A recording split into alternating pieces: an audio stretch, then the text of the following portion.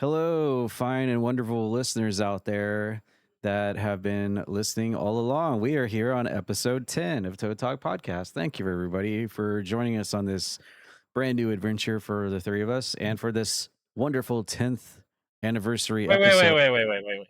This But should be the 11th, am I right? we're not going to get into that. This is the 10th Okay. episode.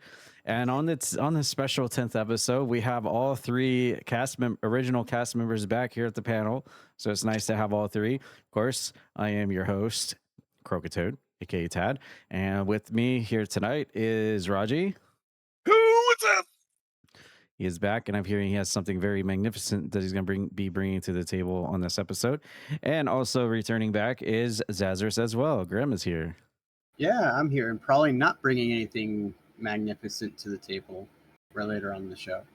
We'll have to see, because I like to tell them to not tell me what they're going to bring to the table, so it's a surprise. Of course, I told them what I'm bringing to the table because I think someone asked, but yeah, it's and you good wouldn't to shut up about it, but yeah. Well, true, yeah. I kind of spoiled it for myself and for others, but yeah, it's awesome to have the original cast and the original panel back for our 10th episode. Yes, we took last week off, so apologies to anyone that was waiting for our episode last week. Just schedules got conflicted and everything, but we're back. Everyone's back. The full A team roster is back here. Glad to have it, and we have a lot to cover tonight and this week on the podcast. But we're gonna jump right into. Well, actually, before we do bring your own news segment, we're gonna go straight into the Bubsy 4D giveaway news. So I'll pass it over to Raji to let you guys know about your last opportunity to try to enter a copy of Bubsy 4D. All right, today is the last episode to get your entry in, and today's keyword is going to be hashtag Bubsy Goat. Bubsy Goat, GOAT, all one word. You can leave that comment on the YouTube video, Spotify, or anywhere else that you can comment on this podcast. That'll count as one entry. Also, this is your last opportunity to go to our previous episodes, listen for that keyword, enter it. That's another entry into the giveaway, because next Sunday when we record the podcast, we'll be announcing the winner. Awesome. So make sure you guys enter. So far, I think we have 3 entries, which is super awesome. Thank you. I know Bubsy isn't like as huge of a anticipated game as Pragmata was, so that's understandable. But hey, we love Bubsy here in the Croakitoad community. I can't wait to play Bubsy 4D myself and live stream it on the Twitch channel. So I'm personally excited for it, and I'm glad to see a few of you out there also are. So yeah, this is your last chance to enter for a free game. I mean, in the very least, it's a free game, so you might as well enter. And who knows, maybe you'll be turned on to Bubsy despite the Whoa. I didn't mean it like that. Despite the also horrible next retro. week, also next week, sorry to interrupt. Also next week, we will be announcing the June giveaway.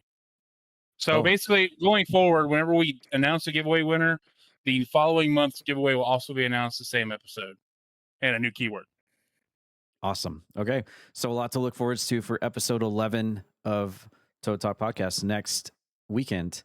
And I have until June off, so we should be able to be back on track on getting these out every Sunday again for the foreseeable future. So we're going to hope and plan on that. But yeah, make sure to enter your Bubsy 4D giveaway, everybody. Last chance to do it. We'll be revealing the winner next weekend. That being said, we're going to move on to bring your own news. I will start it off.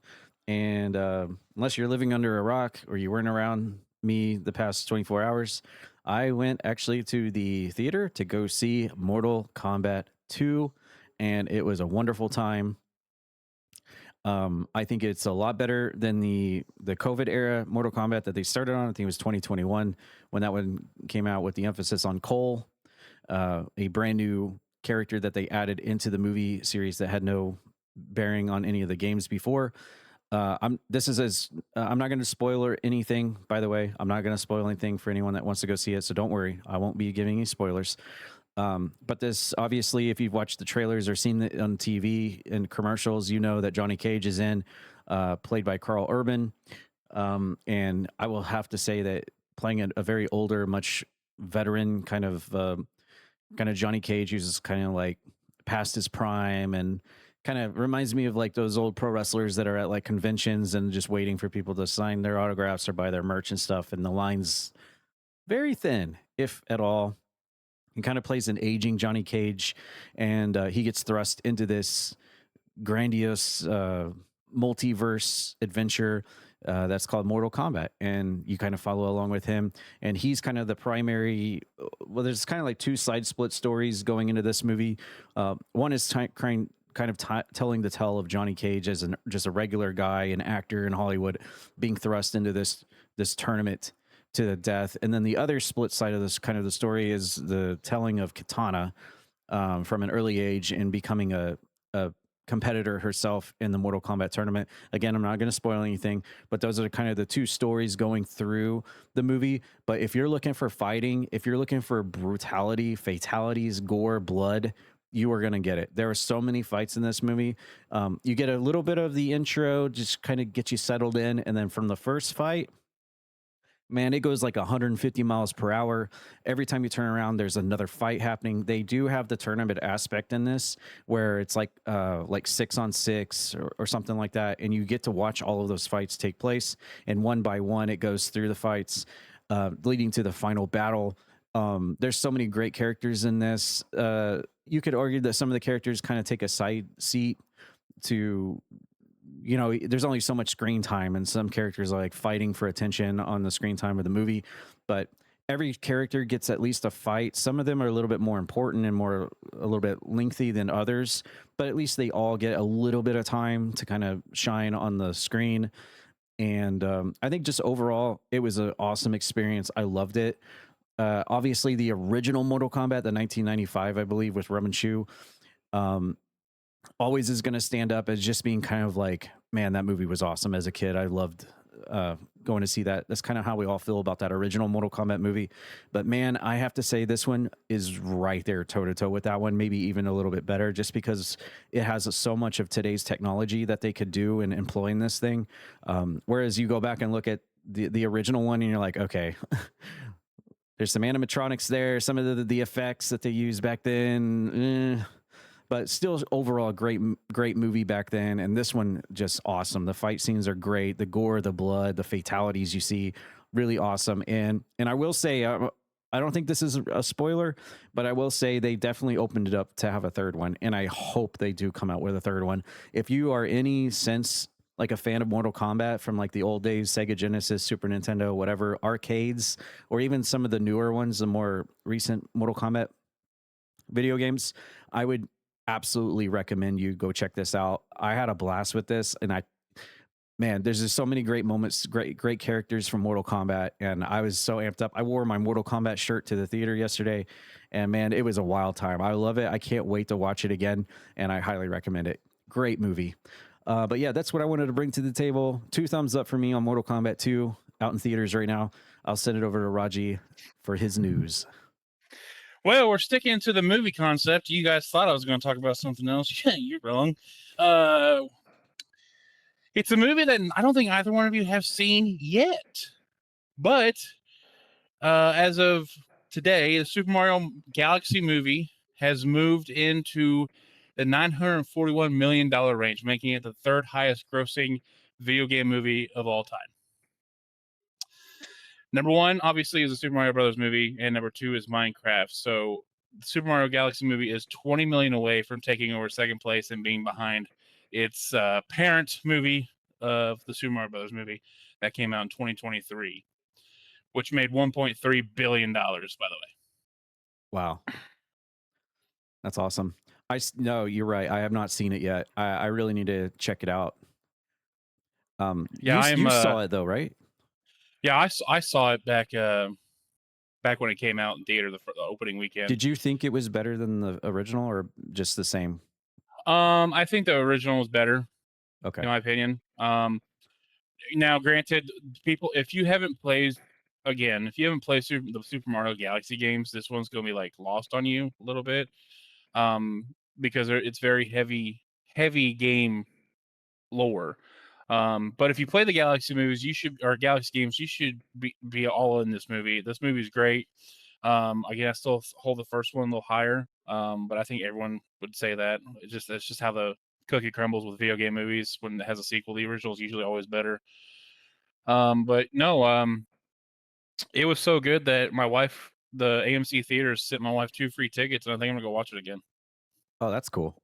Nice. So, yeah, I mean that's my news. I think that's pretty big. I like to keep up on how well movies do, whether it's video game movies or something that I've been interested in. And yeah, they are now they just passed Sonic. Well, they've been past Sonic for a long time because Sonic 3 only made 462 million. So they've been at number 3 for a while, but they're looking at that number 2 spot. That's awesome. That's great to see that video game movies can sometimes get it right and make that much. And Can do you it. guess? Can you guess what other movies are on this list? It's a list of 16. It's a list of 16. 16 video game adaptation movies. Yep. I'd have to say maybe the Mortal Kombat from the COVID or the original Mortal Kombat might be on there. Mortal Kombat did not make this list. Wow, okay. It is not. It's not in the top 16 highest grossing video game movies. Wow. At least one of the Paul W. Anderson Resident Evils, I would say. At least one of them. Maybe the second one. 14 is Resident Evil Afterlife, and 13 is Resident Evil: The Final Chapter. Wow. So the two of the later ones. Wow. Okay. How about I was just thinking of it. Crap.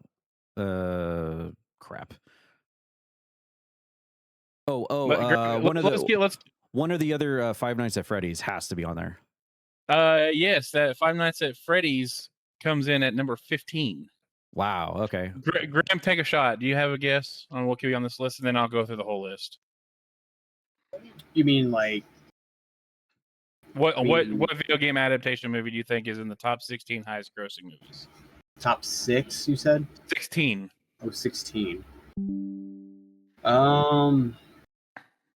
Well, definitely not the first Super Mario Brothers movie. Oh man, that's cheating. I do have one more guess once he's. Go ahead and do your guess on something. All right, I'm gonna say this may be a long shot, but Final Fantasy Advent Children or one of the other one. No Final Fantasy. What about Doom? Oh yeah, no Doom. No. All right, read them off because I'm curious. Yeah, go ahead. Number 16 in 2018, Tomb Raider. It grossed worldwide $274 million. 15 was Five Nights at Freddy's 2023, grossed $291 million. 14, Resident Evil Afterlife, $300 million. 13, Resident Evil Final Chapter, $312 million. 12, Sonic the Hedgehog in 2020, $319 million. 11, Prince of Persia: The Sands of Time from 10, $336 million. Number 10, the Angry Birds movie from 2016, $352 million. Number 9, Sonic the Hedgehog 2 from 2022, $405 million.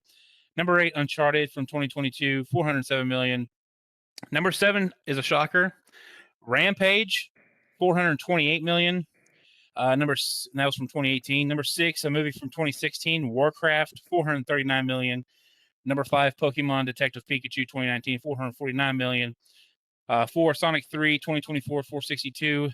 And then you have the Super Mario Galaxy movie, a Minecraft movie at number 2, and then Super Mario Brothers movie at number 1. So a bunch of Nintendo and a bunch of Sony, sounds like. Yeah.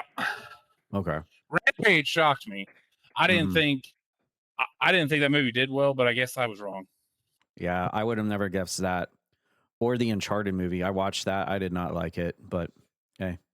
I guess the name alone brings people in, and then after you leave, they realize whether it was a good or bad movie, but nevertheless, they pay their ticket to get in there. So, but all right, that's interesting. Well, okay, Grim, what do you got for the table this week? Mine's not going to be anything fun or lengthy as what you guys brought, but I know we did miss out on May 4th, and I do like Star Wars, so very belated May the 4th be with you to all of our listeners and to you guys as well. And, that's basically all I had. Okay, well, going into the ilk of May 4th, we're going to switch over to gaming news. And while this may not be an actual video game, this is a kind of a board game, really, and it is Star Wars. It's called Star Wars Legion. We're going to take a look at the trailer here. This specific trailer is for the Mandalorian Army, which is going to be added to the Star Wars Legion box set, and it's actually available for pre-order. Looks like it's going to be released on June 19th, so about a month in 9 days away, and should be pretty awesome. Let's take a look at this and see. This is actually going to be the first time we've taken a look at board game / tabletop games here on the podcast. So may the 10th be with you.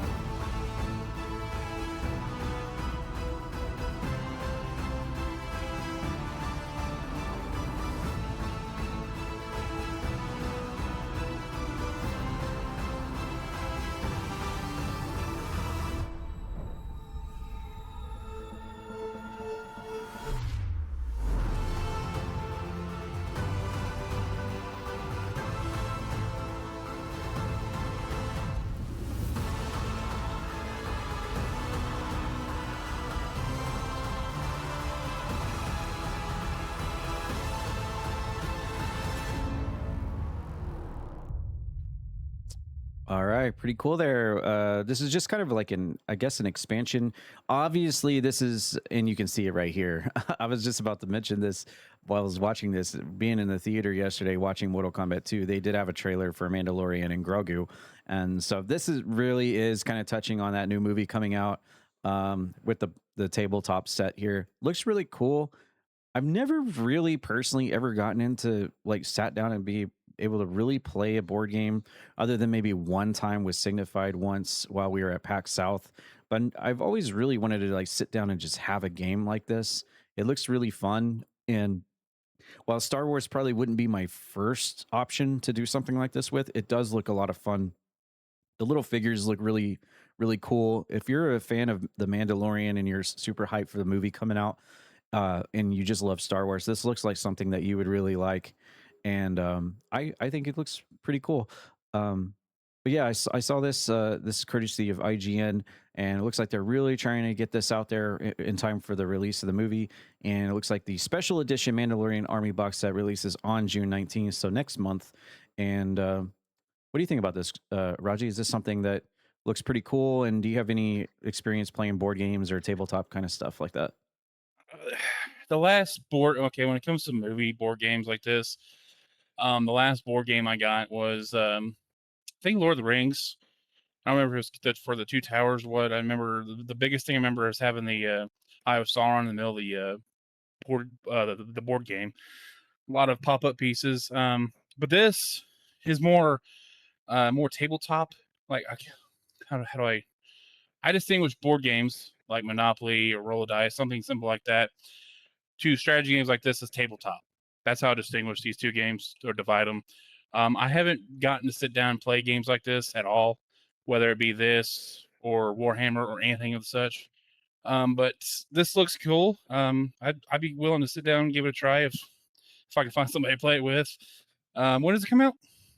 It looks like the special edition Mandalorian Army box set releases on June 19th and is available for pre-order now for $140. June 19th and QuakeCon's first week of August. I mean, that's perfect excuse to get it and sit down with a group of people and play. I was just thinking that. Yeah, I was just thinking they usually have the tabletop village there at QuakeCon, and this may be as big as Star Wars is for the people that would be at QuakeCon. I feel like maybe someone might have bought this by now. We should make an effort this year to go check out Tabletop Village. I want to. I've been there before. I've taken pictures in the past, but I've never obviously sat down and done anything there. Yeah. But I don't see any reason why you couldn't live stream it from there if you're just focused on your own table, your own game. Yeah. So yeah, that may be a possibility if they have this there. Grem, what about you? I know you're really big into Star Wars and maybe tabletop and stuff. Is this something that looks pretty cool? I mean, I haven't done tabletop since in high school. I never got into Warhammer. I'm glad that Raji was kind of bringing that up a little bit. I'm curious on this box set. I guess you can maybe scroll over some of the figurines. if they're already painted or not, and it looks like they are. I know the big allure with Warhammer is that like you can actually paint your own army set. So when it comes to that, you can just be like, hey, I want to be like green and orange or something like that, and you can have all of your Space Marines and everything. You can paint them yourself. It looks like these come already painted. I've done, like I said, I've done a few board game back when I was in high school. Haven't done it recently. It almost gives you kind of a little bit too of almost like how XCOM would be like in real life, in a way, with placing where you have to high ground, low ground, behind cover, things of that nature. So, but yeah, I mean, it looks super sweet. Honestly, it looks really, really cool. Just to kind of fact check you on that, it does say here on the actual store page, miniatures are supplied unassembled and unpainted. So there you go. So that's huge. Yeah. So in this way, if you want to change up a look on one or two and just kind of customize a little bit, and like I said, that's a big thing. A lot of people that I know that do play Warhammer will spend hours upon hours painting just to make it look right and everything. So that could be maybe half of what you do, Tad, is half of it painting. I know you recently have done that. So, I mean, that could be like half the fun right there. Oh yeah. Just almost to me, and I've never been like a huge tabletop or board game kind of guy, but I wouldn't mind doing it if I had the people that were around to do it. But to me, almost painting the figures almost sounds more fun than actually playing the game. Yeah. And for some people it is. So yeah. Yeah, that's really cool. All right, well, we'll have to see if they have that at QuakeCon, and if not, I mean, this also brings us a good idea when we're at QuakeCon that they always have all kinds of different tabletop games there from past and present. So maybe that's something we'll have to do during our QuakeCon weekend coming up. All right, moving on. The big news in the gaming world, at least some of the big news coming up in the gaming world, is the announcement of Subnautica 2. And IGN has dropped an early access gameplay trailer that was dropped on May 9th. That was yesterday at the time of this recording. Subnautica 2 is launching into early access on May 14th. So that's 4 days from now. And it will be for the Xbox Series XX, PC, through Steam and Epic Games. I'm not noticing anything about Sony or PlayStation here. So that's, I guess, what people might or may not expect from that. But sorry, Sony. But here, we're going to take a look at the Subnautica 2 early access gameplay trailer of Subnautica 2 early access coming out in 4 days. I'm Noah. My job is your life. Find a convenient way to die.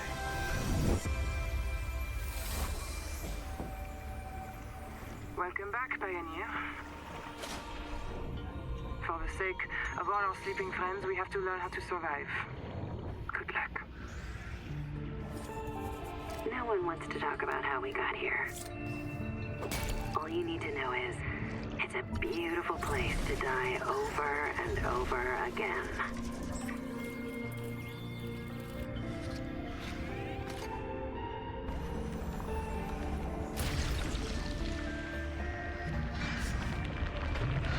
We've set up a lab here with a few basic biomods. They're safe. But if you start to hear voices, or if you get the urge to swim to the tree, don't go. Forget your debt. Forget Noah. Forget Altera. Forget the life you imagined. It's all gone now. You're going to die here. And that's all right. Pick the most interesting thing you can see and explore. Wouldn't that set you free? And I know where this mission will end. You'll join us soon enough.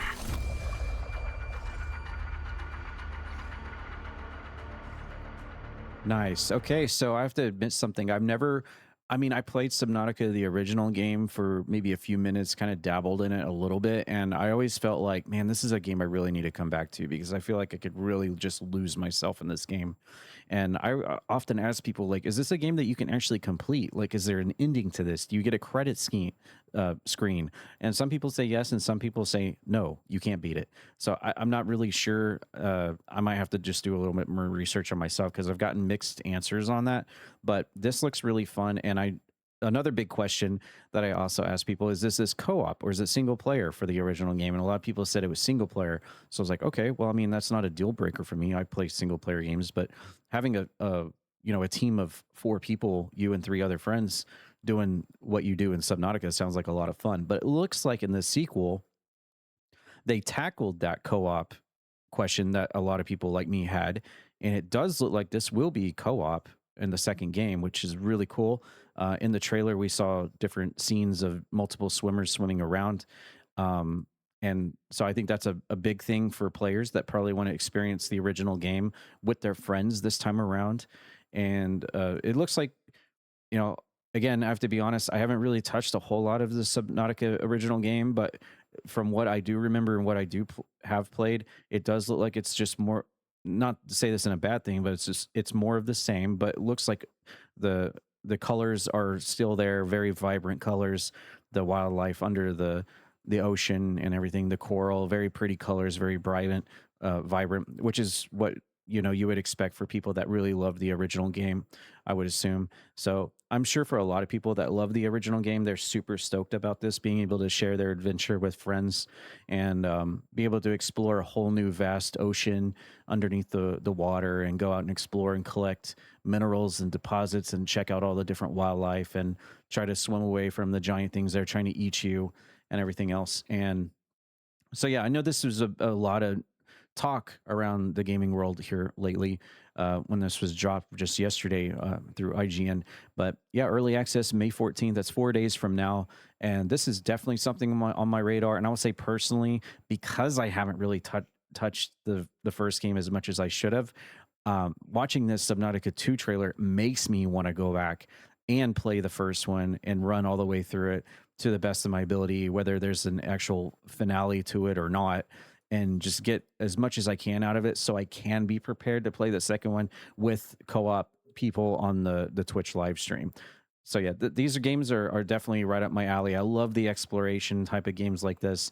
I just like when there's a finale to it, a finish to it, like a completion, and it's not like an endless game. But maybe Raji might have fact check on that or not. I'm not sure, but I'll send it over to him. I know he has got some experience playing the original Subnautica 2 as well, the first game. So what are your thoughts on this one?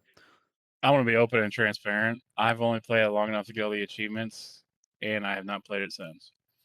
And by that, I mean, at the time when I played it, there was a way to use commands to make the achievements easier. So I only played a 20, 30-hour game to get all the achievements. Took only about an hour or two. So I only have an hour or two of experience with the game. It is very beautiful, very vibrant. It has a very slight horror aspect to it. Just of the underwater creatures, some that might not be so friendly, some that pop out and jump scare you. So it is a very interesting and fun game. I do remember when I played it that, oh man, this game would be great with a friend or co-op or whatever. So knowing that the second one possibly might have that is A plus in my book. It's just one of those games. These are the type of games that is just better with somebody else, in my opinion. So I can't wait to try it. I'm interested. It looks just as good as the first one. Maybe they'll continue the story from the first one. Not to spoil anything, but if you've played the first one and you've gotten to the end, you know that part of you is like, huh, I'm not sure that ended 100% solid, but yeah. So I can't wait to try this. You said May 14th, early access? Yep. Okay. On Xbox and Epic and Steam. No PlayStation. All right, Grem, what are your thoughts about going underwater and checking out all the things that are there to explore? I think it's something too. I know we were talking about this off air, I guess, about space and everything. And it's kind of funny because there's so much we don't know about our ocean and underwater life and everything. And this is a great spin on what is the unknown, if you will, about what we have on our own planet. Game looks beautiful. I can see why this would gravitate towards someone like you, Tad, who likes to explore in video games a lot. You have that crafting aspect, like Minecraft and everything. So yeah, game looks gorgeous, beautiful. I would assume like you guys said, a multiplayer would take it maybe over the top. It looks like that's what they're like. You know what? Yeah, let's go ahead and add that. So looks really, really great. Yeah, like I said, don't be surprised if you see me jump into Subnautica soon, because just the fact that you could go underwater with 3 other friends and just start building your base underwater sounds really fun to me. And everyone, I will say this as well, anyone that I've ever heard play Subnautica, and this goes from like anybody that's ever talked about it, and specifically Honey, Twitch, Honey Lil Yee, little shout out there. She absolutely loves this and was like, the second you start playing the original Subnautica, you tell me, because I want to be there for every second of it. So when you have a fan base like that for the first Subnautica, that tells me all I need to know about what people are just clamoring for on this sequel. And it looks like with multiplayer, that's just going to bring it so much better all the way around. So I actually can't wait to. It's actually a shame I've not actually played the first game to how it should be, but I will try to change that very soon. And I definitely want to jump into Subnautica for sure. All right, we're going to move on to our next game. This one is called Pratfall. This is a very short trailer. This, we're taking a little turn into a little bit of a comedy game here, but it looks really fun. And I'm going to let the trailer speak for itself, and we'll see what these guys think about it. This might be right up our alley, though. I'm going to say, I'm going to go on a limb here and say this might be right up the Croakitoad community alley, but this one's called Pratfall.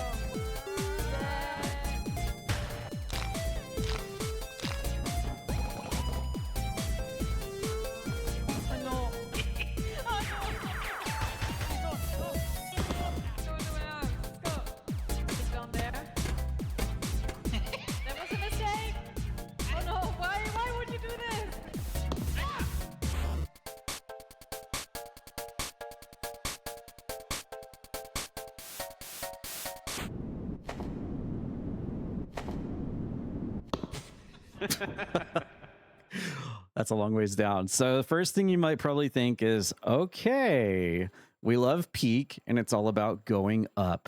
Well, guess what?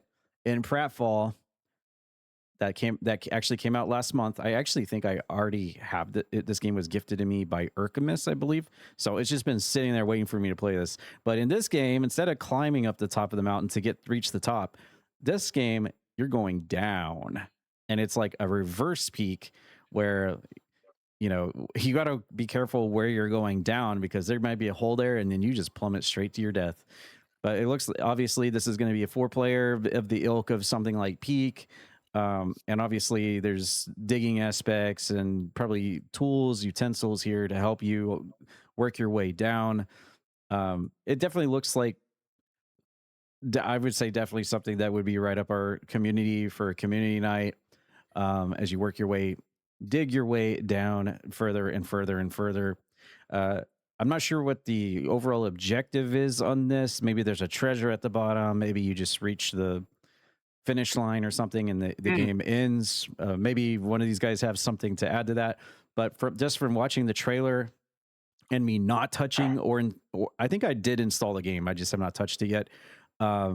this looks really fun. I can't wait to jump into it. We need to get more people on this. And I actually missed an opportunity to play this with OGBradVickers yesterday because he was playing this on his live stream on Twitch, but I was busy watching the Mortal Kombat 2 movie and missed out on it. But people have already been playing this for a month now. It looks like it's kind of taken over. I don't know if it's going to take over the peak momentum, but we'll see. It's still early to tell, but yeah, it looks like fun. I can't wait to try it. Raji, what is your take on Pratfall? Well, I just bought it and I'm installing it right now. So, oh, there you go. But the first thing I thought of was, oh, it's reverse peak. And then the second thing I thought of was that it gave me very, very big a game about digging a hole vibe. Yes. But actually, the funny thing is, the reason I said that is because I went on the Steam page and you can actually buy both those games in a bundle together. So shout out to anyone that was interested in both these games. You can get them in a bundle, $11.68 on Steam. But no, you're jumping in, you're trying to rescue your dog. That's the goal. Your dog, I guess you're trying to find your lost dog, and the whole thing is we jump into the unknown to rescue your dog. So there might be an ending, or it might not be. No, who's to say no one's found it yet? So I'm interested. I already bought it, downloading it. I think we should check this out really soon. Well, shoot, if we get this podcast done enough, maybe we'll try it out tonight. All right, Grim. I'm up on that, so I'm holding you to it. Okay, we'll see. We'll see how long this episode of the podcast is. Well, Grim, we know you love Peak. We know you like climbing up along with the rest of us. How would you feel about digging yourself down? I'm also a fan of dogs. Thank you very much. So, right. My only concern, real quickly, right off the rip, it looks like, now granted, there's probably a mod for it, but it looks like it's only 3 people, so maybe 4. So, and I know that sometimes, like with these type of games, it's kind of difficult to get everyone in to play. And shout out to Croakitoad on Saturdays. Usually, it's a multiplayer night. So if you're not joining us for that, then what's wrong with you? But no, this definitely has shenanigans and everything that not only just us, but anyone, you just get a couple of friends and you pop in and you're just, digging a hole, and hopefully you don't fall completely down. I love it. I think it looks great. It's definitely fun. And like you said, it's a different spin. Instead of trying to climb up, you are going down to rescue your dog. I love the that one right there with the mechanic to catch.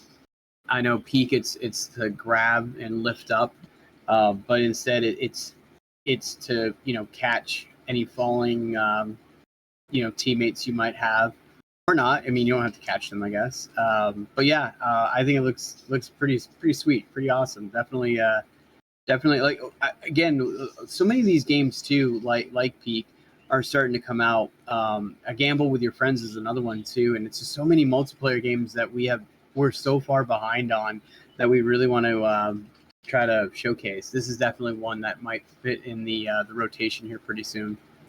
Yeah, it's bad enough when you get an itch like for something like Overwatch 2 or Phasmophobia, and it's like, oh man, these games are so good and they withstand time. And then you have all these new games coming out, and it's like, there's so many games, there's only X amount of time. Yep. Well, my question to both of you is that I know the podcast listeners can't see this right now, but we're looking at a still of the trailer right here, and we see one character jumping from the very top of a place, and there's another player down at the bottom with their arms stretched out, ready to catch him. And I have to ask the question to both of you. First, Raji, if that were Roxas up there and that was you at the bottom, would you catch him?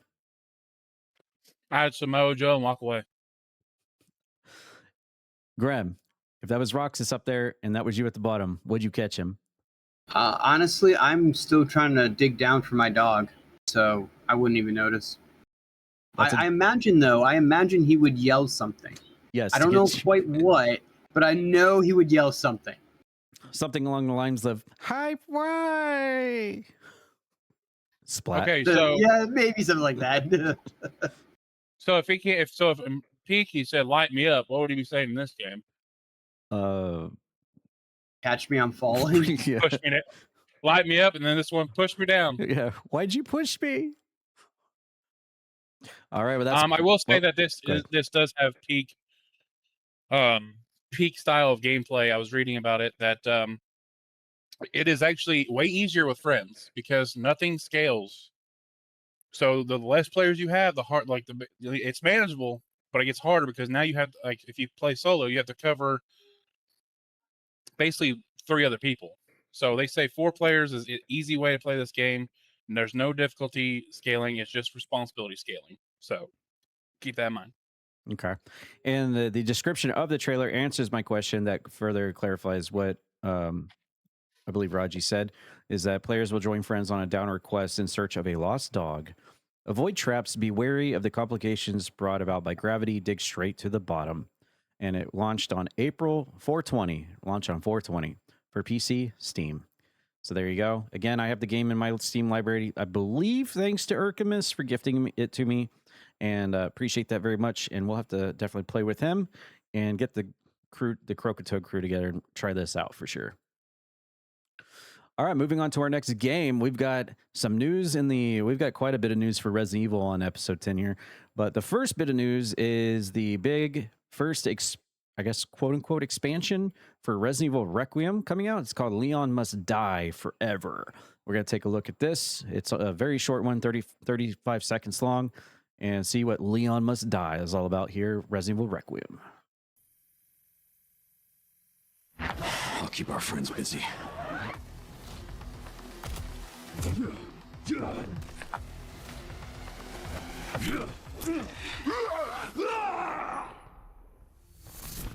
Let's make this quick.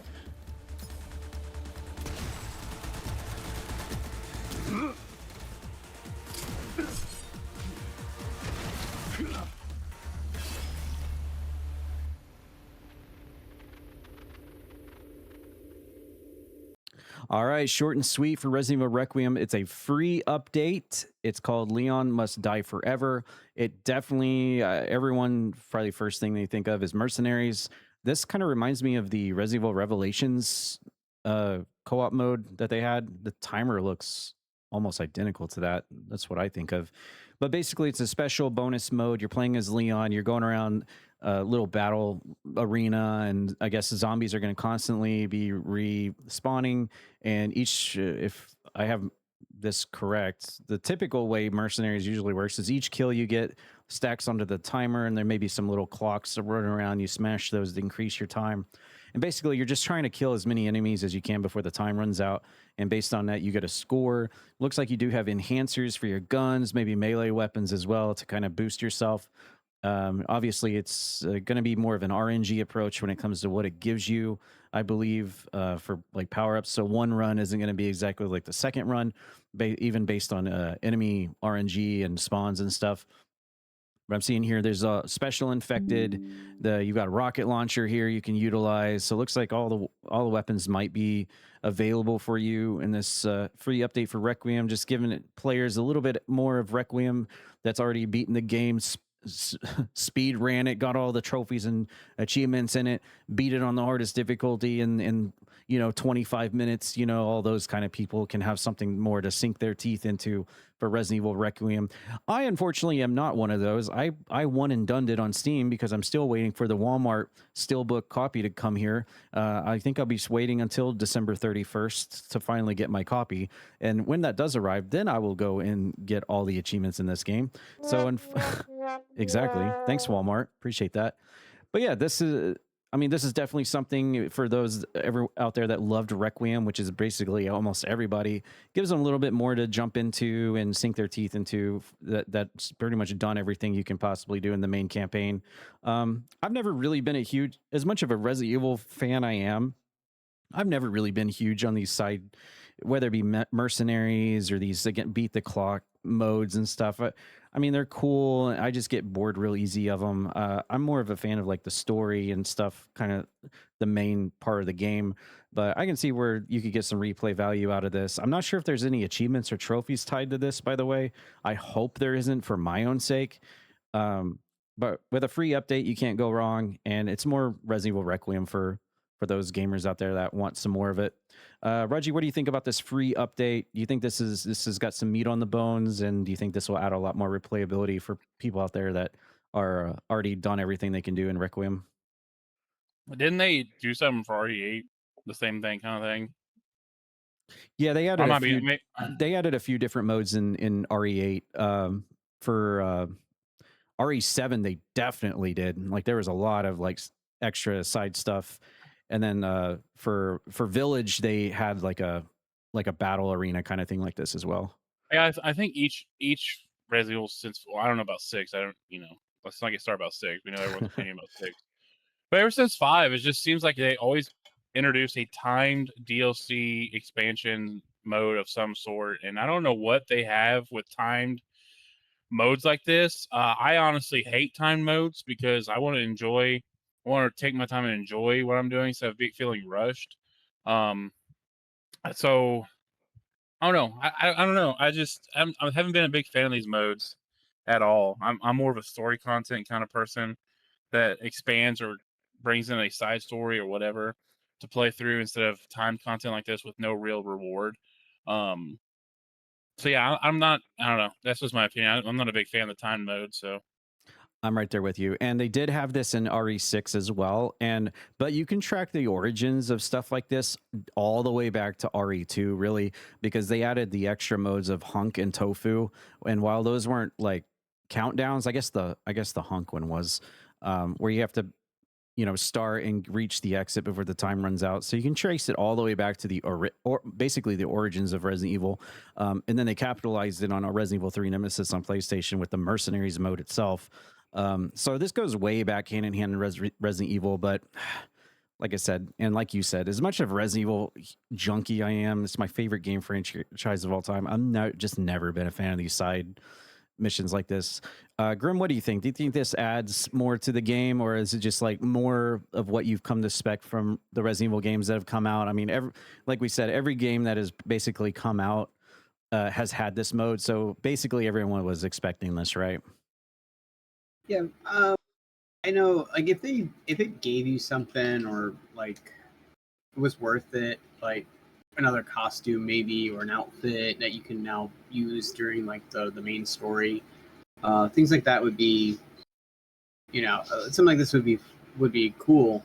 I guess this is like you said, it's RNG based, so you're not entirely sure what you're going to be getting. So each playthrough is going to be different. If that's what you want, when you're playing this game, and if you love this game like so much, then this makes a lot of sense to have a mode like this, because then you're in a different setting, different zombie types, and trying to survive. Just make it a little bit more harder than probably the hardest playthrough in Resident Evil 9, for example. So I mean, again, it doesn't hit me. It doesn't make me like, oh man, I should be playing this game now. It's the story. We all know it's the story, and this is just kind of a little added flavor, a little added bonus. But I mean, if they had put something more basically into it, I think people would probably enjoy it more. But the thing is too, is that if you put too much stuff behind something like this, and people already don't like the mode to begin with, then it's just be like, oh man, I have to like grind this out just because I want this one outfit or this one gun, things like that. So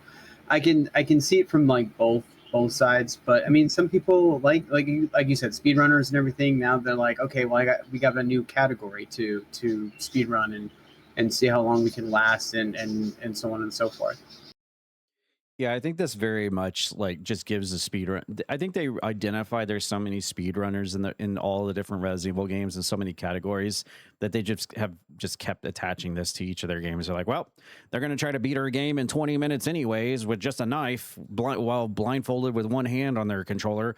We might as well add this so that they have something more to play. So they just kind of appeal to those type of gamers. All right, well, we go from the free Resident Evil update to something that I think, despite it being in VR, something that one of our panelists, maybe all three of us actually, might be super excited about. We had news of a brand new Teenage Mutant Ninja Turtles game. It's called Empire City. It is a VR game. I don't think, is there a release date on this yet?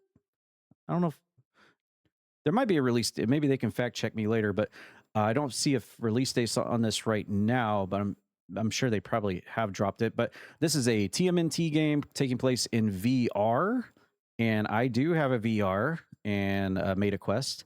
So if it is compatible with my VR, I'd love to try this out. But we'll take a look at the trailer here and see what this one's about. Remind me where we left off? I am Karai, leader of the Japanese branch of the Foot Clan. It's worth hearing her out. According to Karai spies, the Foot are working on a secret weapon, a big one. This is gonna get weird. Karai's intel points to a series of Foot operations within the quarantine zone. There's pizza on the table. Do what you gotta do and head out. You could probably get the drop on him from up top. Where's the fun in that? Fine, going hot.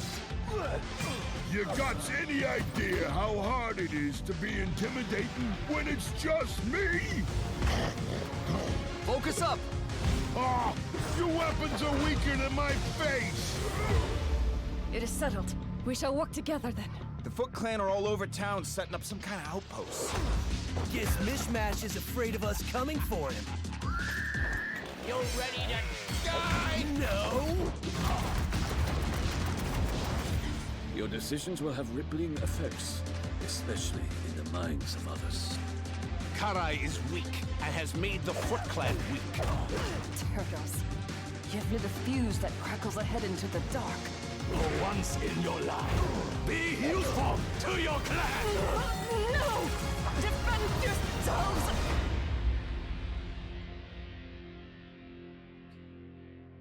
I guess that answers that question. Once this is over, I'm going on vacation. Oh, we had a little one-liner there from April O'Neil at the end of the trailer, but it looks like it answers my question there. It is out now, according to this video. That's what it said there. This looks really cool. VR as a Ninja Turtle. You don't really have ever heard of anything like this. Honestly, a cool new take on the TMNT franchise. And the graphics look really cool. Very kind of a, I don't know, almost like a Borderlands / comic book style, which is what you come to expect for TMNT. Rocksteady, Bebop, Kirai, you got Shredder in there, Splinter, all 4 Turtles, Casey Jones, really cool. Looks like it might be a new storyline with Mishmash being a villain. I'm not too familiar with that character. Maybe he's a recurring character. Maybe he's a brand new villain for this particular game. Not really sure on that. One other question I had on this while watching this. Oh, yeah. Okay, here we go. Forge your own chapter in TMT Legacy solo or with up to 4 players co-op. Now, is this online? I've never actually done a 4. Oh, yeah, I have. I did a game with Ashterial. Right. Okay. So it looks like you can do a 4-player VR co-op online. That sounds like so much fun. And of course, Phasmophobia. Yeah, now that I think about it. But yeah, really cool. The battles look really cool. Rocksteady.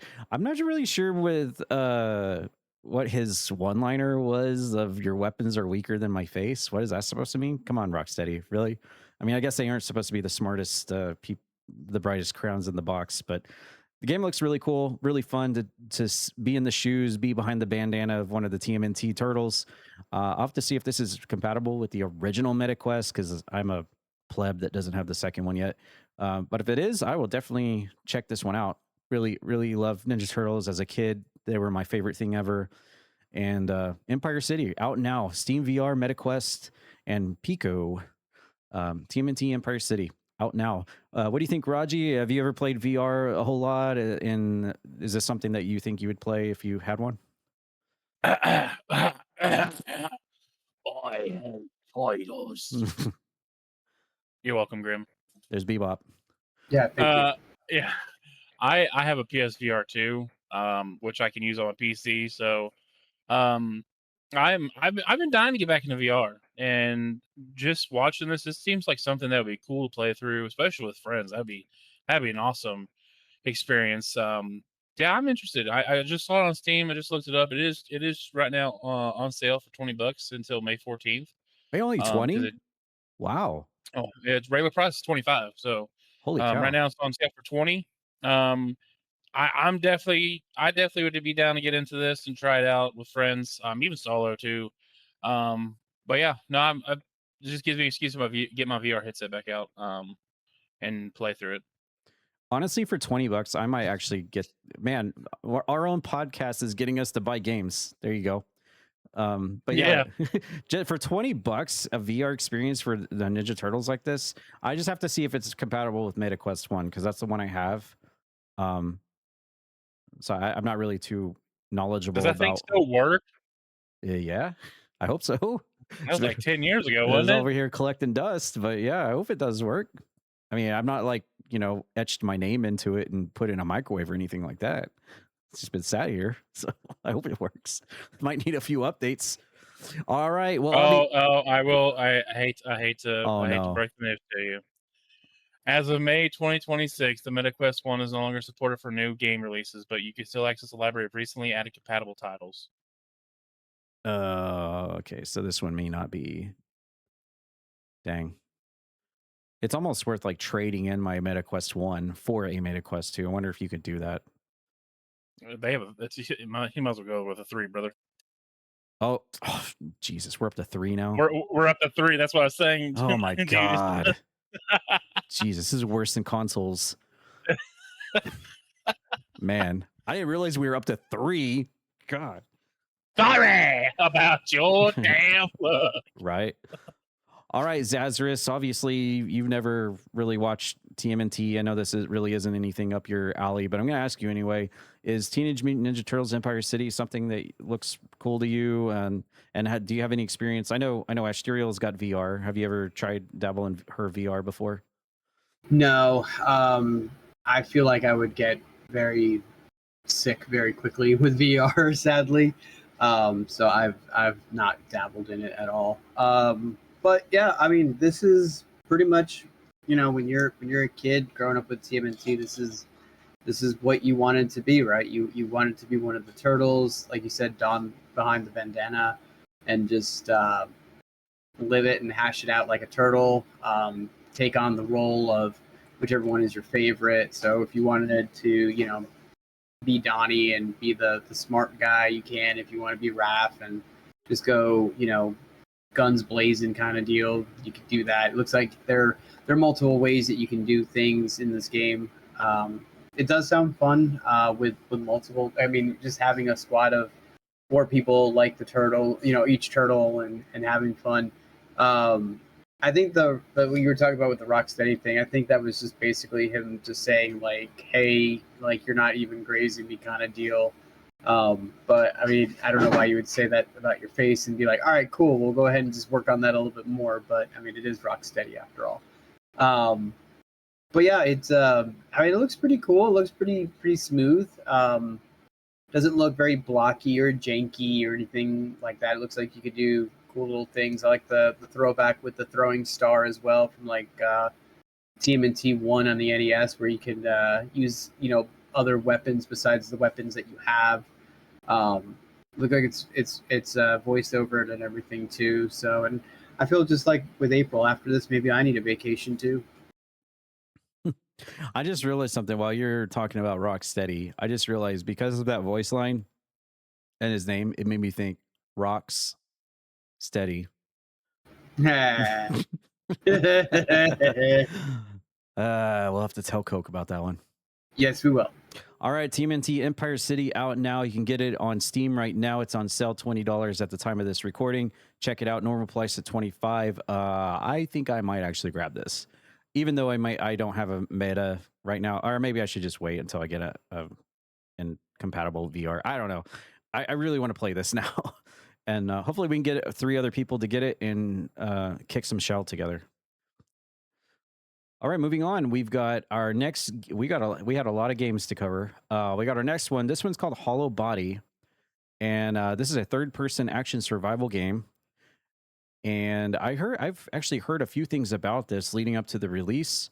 It is releasing next month, June 5th, on PS5, Xbox, and PC through Steam.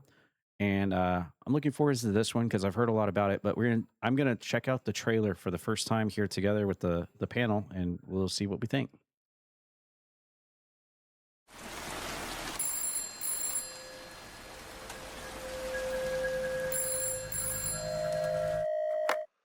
Don't let her go. I'll be there before you know it. I promise. still out there, Tax. Somewhere, scared and alone. I don't want to die here.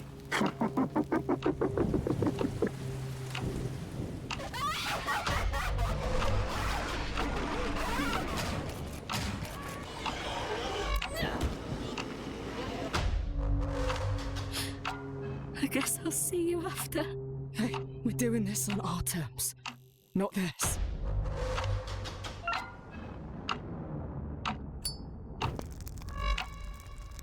I just wish things had been different for all of us.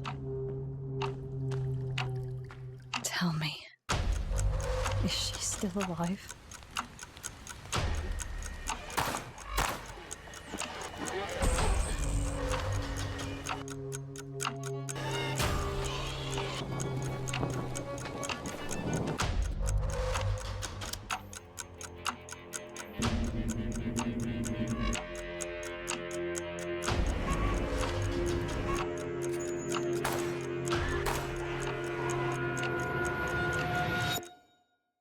You're safe now, little sparrow.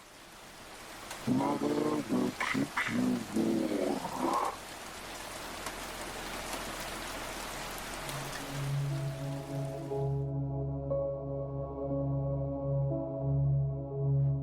Excellent, excellent. I love what I see there. Hollowbody coming June 5th for PS5, Xbox Series X, and it's already already out on PC. This came out in 2024 on PC. Oh, this okay. is their long-awaited console release. Console trailer. Okay, cool. I thought I had seen people stream this. I was like, this. I think this. You game's actually have already this out, you actually have this wish listed on Steam. Okay, well there you go. I have every game on Steam wishlisted on Steam, but nevertheless, anyone interested, it's $16.99 on Steam. Oh my god, So- another game I might have to get. Although Yep. maybe I should wait and get it on console because achievements. But we'll have to see what the achievements. Maybe that should be. I know the podcast's already long enough, but maybe I should have like an achievement. One podcast per show achievement rundown or something for a random game. I don't know. Anyways, it's not like we want this podcast even longer, right? Hollowbody looks awesome. It's very much silent. Got some Silent Hill to it. It's got some Resident Evil attached to it as well. Inspirations from both, which I am a huge fan of. Love it. 2 thumbs up. We got fixed camera angles. One thing, almost the first thing I identified watching this trailer was the text font for the game. It gave me absolutely Silent Hill vibes looking at the text, almost like I was playing Silent Hill 4 The Room again. Very similar font there at the bottom. So I love that, what they were doing there. You got an inventory system. You've got combat where it locks onto the enemies. It's very dark, very gloomy. You got looks like maybe some puzzles as well you got to figure out. The horror is definitely there. The creatures look pretty wicked. You got the third person point of view. There's some fixed camera angles here and there, so even some overhead camera angle shots, and an inventory screen, lighter, hammers, stuff like that. Stuff that you would pretty much take away from some of the original Silent Hills and Resident Evils. I love with this one, and also Ground Zero featuring our friend OGBradVickers, which we talked about a few episodes ago. I'm loving that the return of like classic survival horror games, action horror games are coming back like this. I'm absolutely a fan of this. I love this since Resident Evil and Silent Hill have kind of taken their own turn to go do whatever they're doing. I love that games like these independent developers are bringing games like this that we love from the 90s. Huge fan of this. I can't wait to sink my claws into this. And now that it's out on Xbox, I will definitely have to check out the achievements, see what I can do on this. If there's nothing too crazy, I will definitely grab this on Xbox and go for it. You can check that out on my Twitch live stream for sure. If not, the achievements look really brutal, then I guess it is on my Steam wish list and I'll be getting it on Steam. Nevertheless, I want to play this for sure. And I would absolutely add this to the top of my list for Croaktober coming up in October. Definitely a game right up my alley. Raji, what are your thoughts about this? Does it look cool? Does it remind you of Resident Evil Silent Hill of the olden days? And does it look interesting?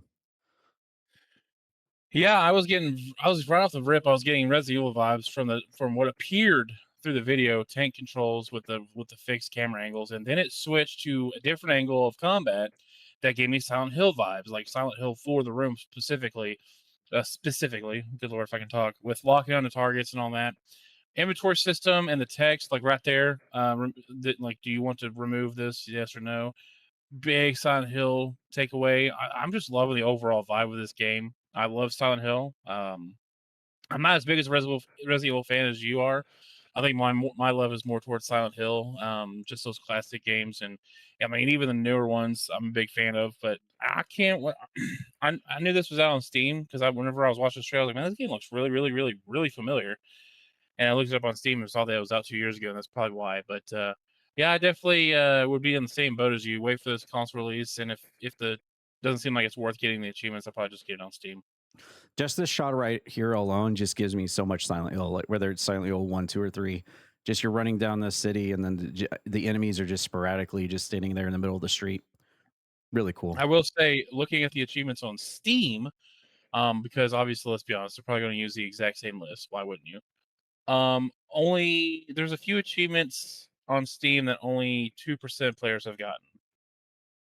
Is like beat it a speedrun achievement or beat it on hardest difficulty achievement? It's finished the game on punished difficulty. Oh boy.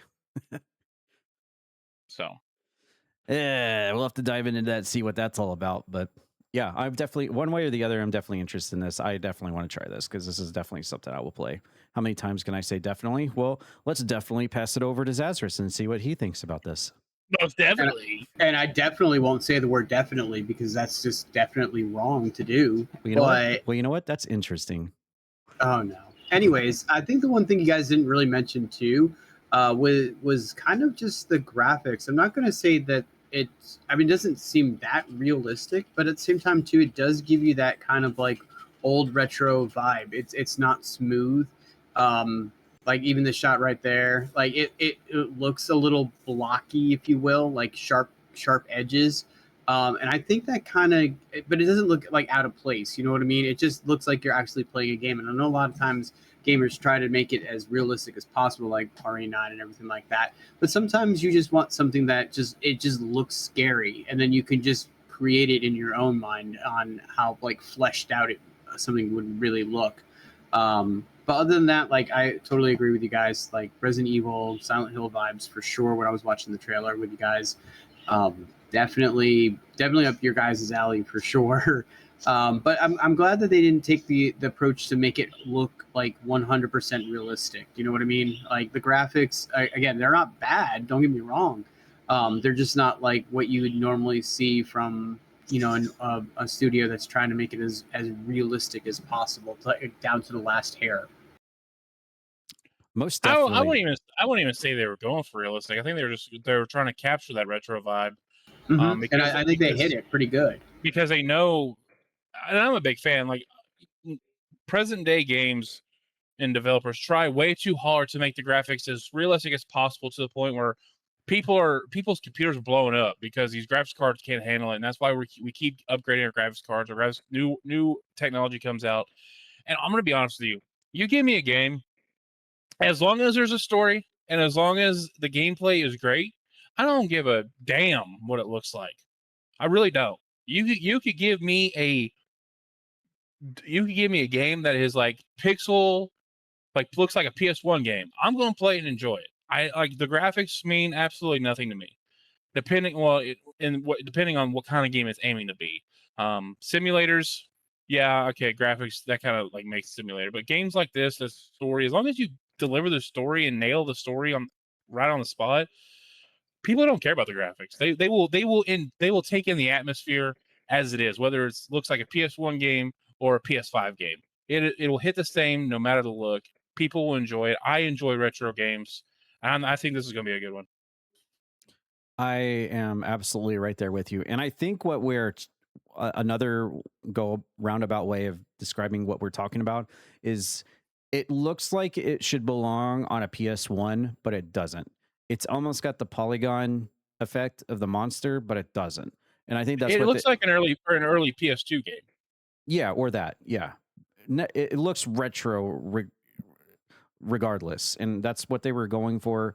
They chose it to look that way on purpose because they know there's gaming fans like us that love those original Resident Evils and love those original Silent Hills, and there's still an audience for that to get those games back, because obviously Resident Evil and Silent Hill have gone their own route these days.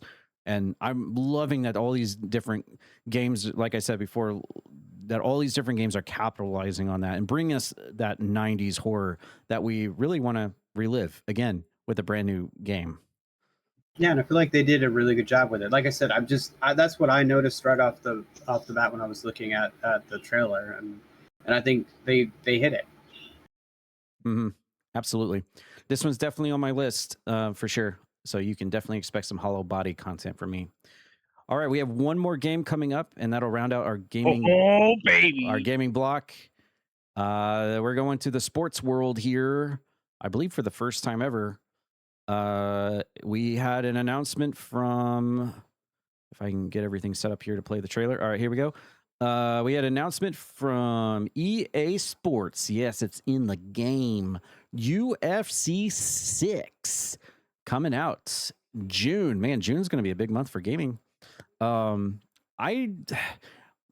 get into the trailer and I'll post my thoughts, but real quick before we play the trailer, I have seen so many people that are like, you are either really a big fan of these games or you think these games are terrible because it's very unrealistic. There's no in between, I've found, with the fan base of the UFC games, but we'll play the trailer and I'm sure Raji might have something more to add to that.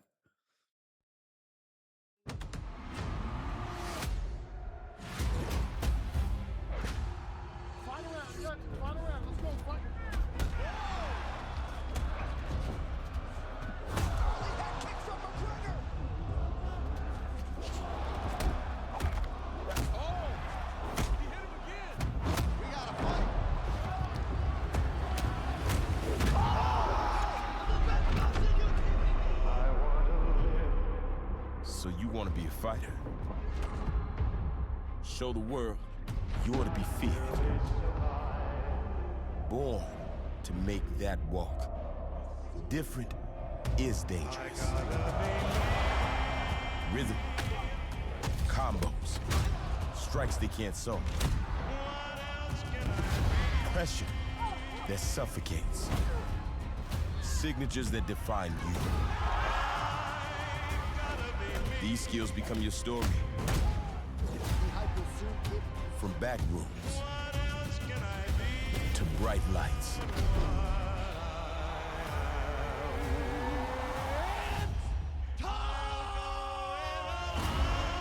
The octagon is where you write yours.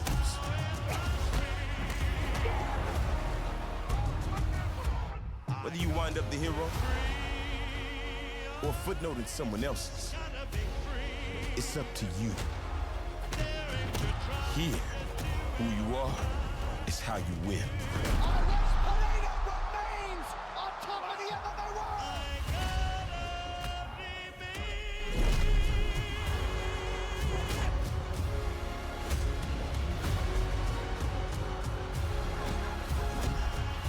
It's time you make things personal.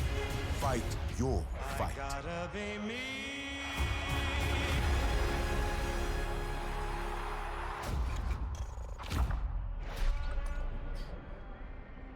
All right, UFC 6 trailer. Really loving the right here. Randy Couture, Ken Shamrock. You saw Chuck Liddell there on the trailer there at the end. Looks like it is once again a release date for June 19th. PS5, Xbox Series X.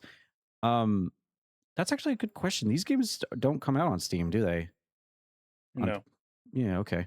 I was going to say, I never really thought about UFC games on Steam until now, and I've never seen them. So console exclusive, I guess, for UFC as usual. Pre-order bonus comes with Fighter Pass, Randy Couture, Ken Shamrock. Awesome to see that. There's a VIP pass, expansion pass, 7 days early access, a rivalry bundle with skins and UFC points. This is probably all stuff that has previously been in the UFC games. I have to be honest with our listeners. like maybe the first one I played, I used to run a simulation out of it where I just built my kind of like Croakitoad Pro Wrestling, where I built fighters based on my community members and we just let them fight computer versus computer. Outside of that, I don't really have a whole lot of hands-on experience with the UFC games at all. I would love to get back to that again. But going back to my original comment, when it comes to people that actually like to play this because they are legitimate UFC fans and they chomp at the bit to play it, there's either people that really love these games and cannot wait for the next one to come out, or there's those UFC fans that play it and they just get wrecked in a match. I've seen so many YouTube clips and stuff of people playing the UFC games and they just get absolutely wrecked. And they're like throwing their controllers and like, this game is unrealistic. I'm never playing another UFC game. This is why I just kicked him in the face. He was knocked out and he got back up and he knocked me out. Like, this game is stupid. It's unrealistic. There's no like in between. I found you either like these games or you absolutely despise them. And I don't know. Like, I haven't had enough experience to find out for myself, but looking at the trailer, it does look cool. The graphics are great. In my opinion, the fighting sequences look cool. There's obviously going to be like a story mode attached to it as well, where your fighter you can do stuff outside of the octagon. Looks like they've included the staff for the UFC that you see, like your typical referees, commentators. Dana White, I think I saw in there somewhere as well. So yeah, I mean, it looks like they're doing it right, but it is EA and everyone knows what they think about EA. But I'll pass it over to Raji. He may have more experience with the UFC games. What are your thoughts on UFC 6? And are you super excited for this one? I have played every UFC game that has come out, everyone.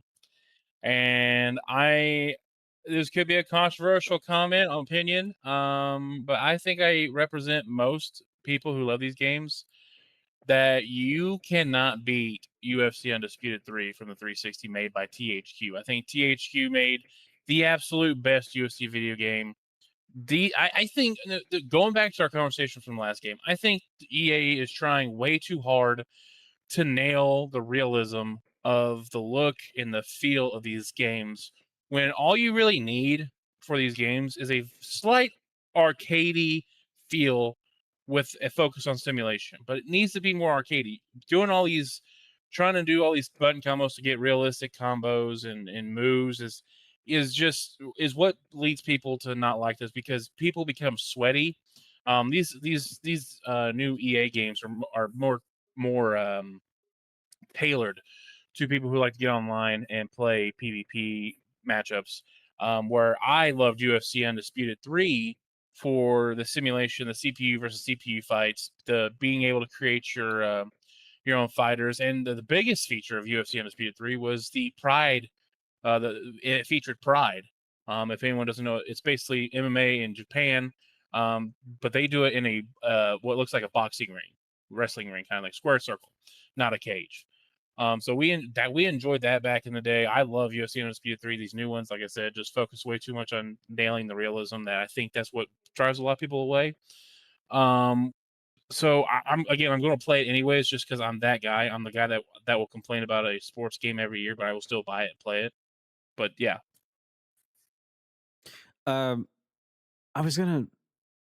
Do you think that maybe, I know this is EA and WWE's 2K, but do you think that maybe 2K also falls under the same thing here of trying to take their games too realistic in terms of the way you actually play the WWE game as compared to being more arcadey back in the day? Because that's, and I'm going to tell you, what was your most favorite WWE game?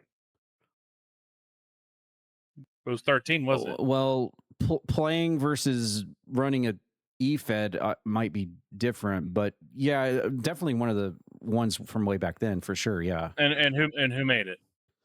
2K or no THQ. Yeah, the THQ. Same people who made UFC Undisputed 3. Yeah. So I'm just saying, it's just ever since THQ lost these two titles, we have not seen a good caliber game. Now, I granted, this year's WWE was not that bad. I'm not gonna lie, but it's just they focus too much on the future and realism than they do what made the people like the games to begin with. They shouldn't have. It's whatever. If it's not broke, don't fix it. In my opinion. Mm-hmm. So yeah, that's all I'm going to say. When you were describing that, I was just like, wait, that just sounds like the WWE, how the WWE games have gone over the years as well. So, yeah. All right, Graham, what do you think about this UFC game? Do you agree that it's a little bit trying to take it more on the realism side, appeal more to the PvPers? I mean, like I said, again, even with the PvPers, I'm seeing you see YouTube clips and shorts. It won't take you that long to search UFC 5 probably to see probably at the very top someone just complaining about, wow, I knocked that guy out, he got right back up and he knocked me out. This game is stupid, it's so unrealistic. Like I literally knocked him out and he got back up. Like I've seen so many clips of people like that on YouTube.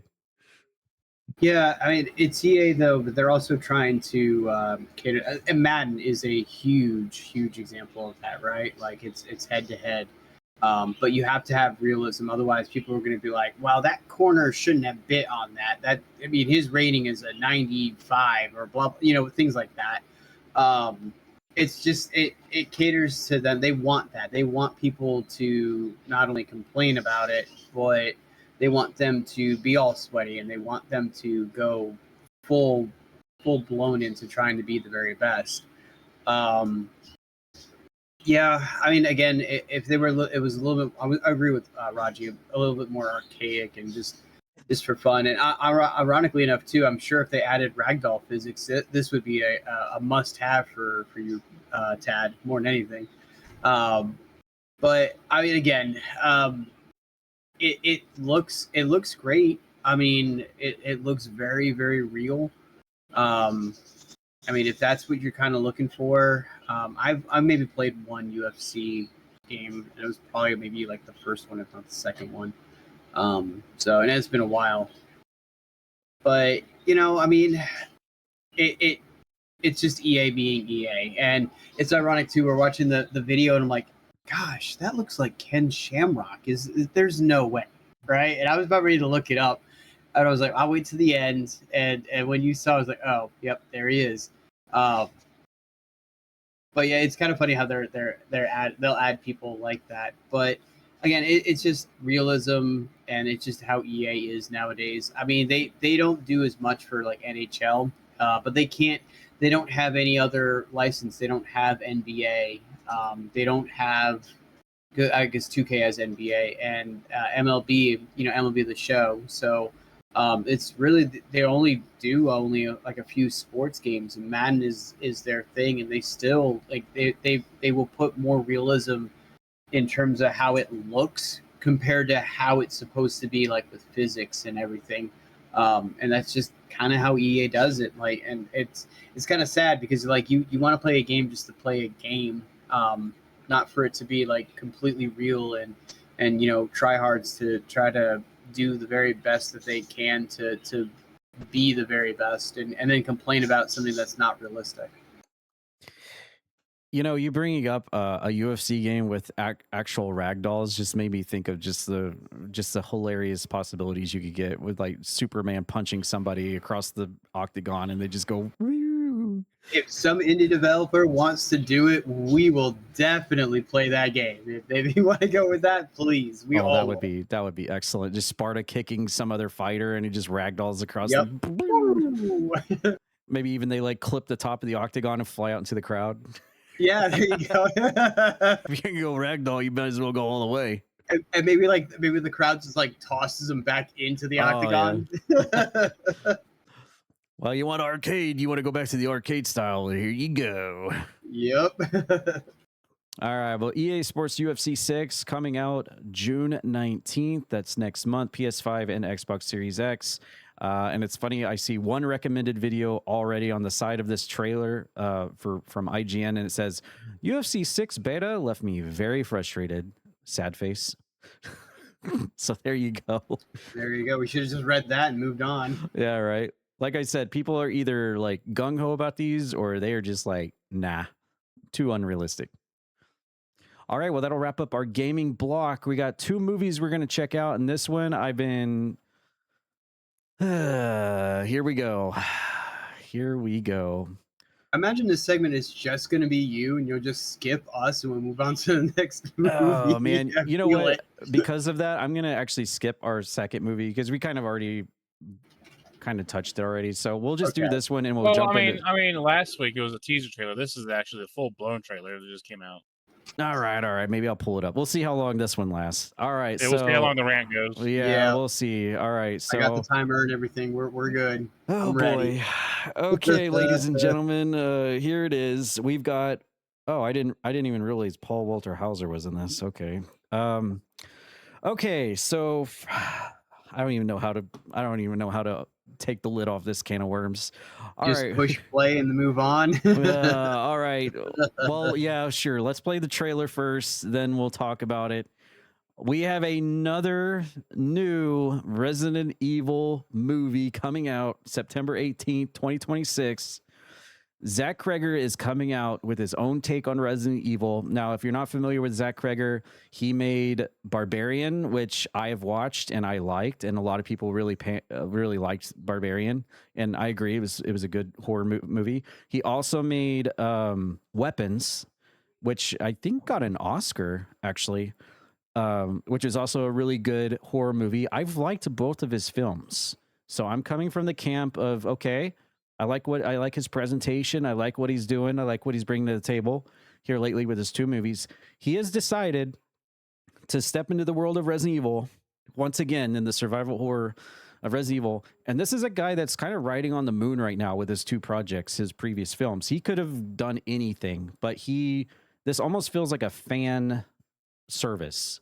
Like he wanted to take up this mantle and try to do this. So I feel like this was his own personal choice to pick this up rather than, a film company or whoever has the rights, like saying, hey, here's Resident Evil. Do we want to try this again?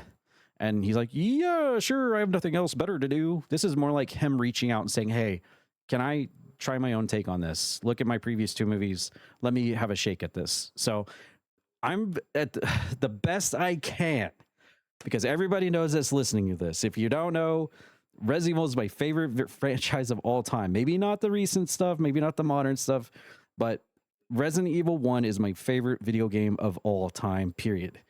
And Resident Evil, it kind of lost me along the way. So I'm very passionate about Resident Evil, very. And when I see another movie come out, I may, you know what, let's just watch the trailer, then we'll get into it. So here's the trailer that was released. IGN releases April 30th. And we'll jump right in. And I also saw this trailer at Mortal Kombat 2 in the theater yesterday as well, which spoiled it for me because I was waiting to do this on the podcast, by the way.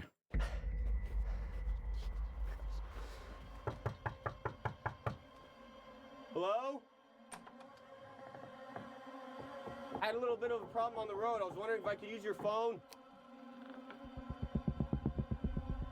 Hello?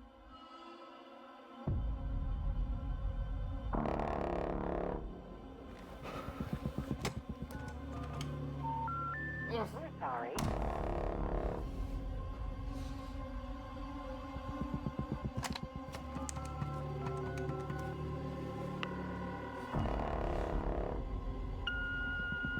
Hey, babe.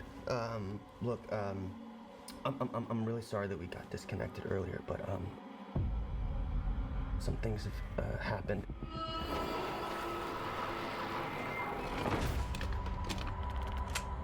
I'm in like a seriously messed up situation right now.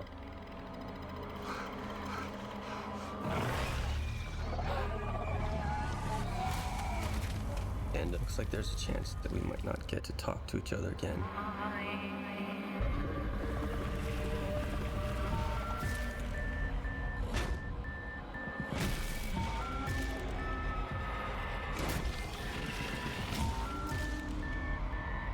I just wanted you to know.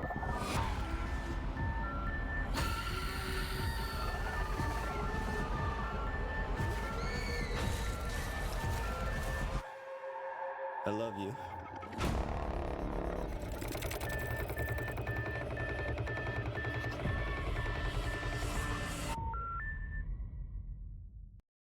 Okay, so that's the trailer. I'm not sure if these other two fellas have seen the trailer yet, or this was their first time, but let me go into my thing. Let me do a comment because I know you're going to be a long time. Okay, go ahead. The only thing from that trailer, I didn't, Not big on Resident Evil, but I didn't see anything wrong. But I did see one thing that really made me laugh. It was really wrong. Why they gotta do Mr. X like that? Because you can't tell me that wasn't Mr. X with a big ass belly like that. What are they doing to my boy, man? Anyway, let's continue. That's all I had to say. All right, Grim, do you want to share your thoughts and then I'll go, or you want me to go and then you'll go? You know what? I will let you go. You've held this in long enough, so please go. Okay. Do your thing.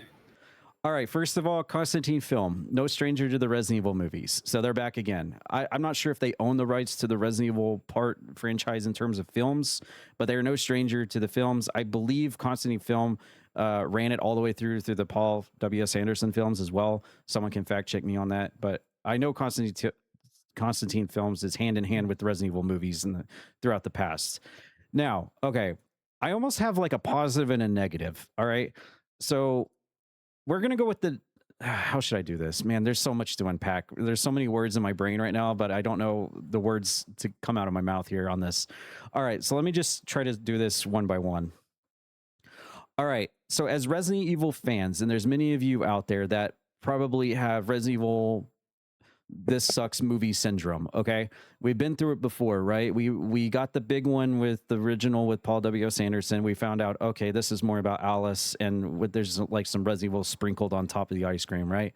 There may be some little bit of references and whatever, but this story is about Alice. Okay, made up character through the films that was never a part of what we know and love and cherish as Resident Evil. And then everything else about Resident Evil wrapped around her. And that was the story through all the different films. Okay. Then we got Welcome to Raccoon City, which they definitely tried. And there was a lot more references to what we know and love and cherish about that film than any of the films that Paul Anderson did. And then when he did it terrible. Can we take a look at his attempt at Leon Kennedy, Barry Burton? The only thing I think he really got right was Jill Valentine, because nice. That being said, Welcome to Raccoon City tried, and I feel like I may be on the island on this one, but I actually felt like Welcome to Raccoon City was better than any of the Paul W.S. Anderson flicks, just because they tried. Now, is it soulless? Is it just like, okay, well, let's just grab as many props as we can from the first two films and maybe Code Veronica and throw them in here? And then the script and the story was kind of just meshed together because they were trying to combine Resident Evil 1 and Resident Evil 2 in the same film and try to crumble it in and like however long the movie runtime was. Yes, it felt very soulless, very lifeless. The city was basically dead and empty. Of course, they give a reason for that, but I mean, come on.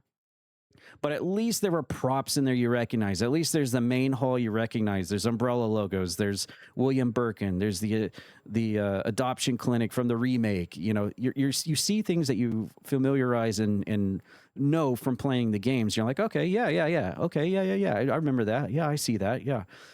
I didn't like the casting. I didn't like the story. I didn't like how they just tried to cram in Resident Evil 1 and 2 together in that movie. And the story was just really weird and hodgepodge to get together for the sake of trying to get as much fan service in the movie as possible. And that's when you take it too far and go the other way with it. And I know that movie, a lot of people are like, wow, they really made that. And I'm over here like, I went to theater to see that, by the way, Welcome to Raccoon City. And I walked out thinking, you know what? I didn't really like the script and the way it went, but I can appreciate the fact that they tried to take as many props from the games and put it into a movie that they could. I can appreciate that. So that was my take on it as a like an OG day one long box PS1 Resident Evil fan, you know? I could appreciate that. Now, when I see this trailer, let's get to this trailer now. Fans like me have been around, you know, and I'm not trying to gatekeep anybody, you know, fans are fans. I'm just saying, like, people that like me that started off with the OG days on the PlayStation, you know, I'm not trying to take away anyone else's fandom. You know, if you just played Requiem and that was your first Resident Evil, then that's awesome. Welcome to the club. Glad to have you here at the Resident Evil fan club. But I'm just talking about us that were the original fans that have been there from the beginning, you know. Again, not trying to gatekeep anybody, but I'm just saying the people that started off with that PS1 game, we've been through it all in Hollywood, haven't we? Like, can we just look at each other and go, here we go again, another Resident Evil. They're going to try to do it again. And I have to admit, yesterday when I saw this trailer for the first time, because the Mortal Kombat 2, it spoiled me by playing this trailer in the theater. I looked over at my friend that was sitting next to me in the theater and said, I am so disappointed right now. I just hope this Mortal Kombat 2 movie is good to wash the taste out of my mouth after what I just saw. However, I came back home last night. I let it simmer. I've been thinking about this all since yesterday, by the way. This has been in the back of my mind. And I started thinking about this in the context of Zach Cregger. Could he have actually put in the stuff that we remember, we recognize, and we know from Resident Evil? Yes, absolutely. Could he have the story, instead of this just random guy that we never heard of, that is obviously not a character in any of the Resident Evil films, could he have put Jill Valentine in there? Or Leon? Or Chris? Yes, absolutely. Would that have made everybody go bonkers? Yes. Just take this guy out, put Jill in there instead? Then yes, absolutely. That would get my ears perked up, the hair on my arms stuck up, and I'd be like, oh, hell yes, here we go, baby.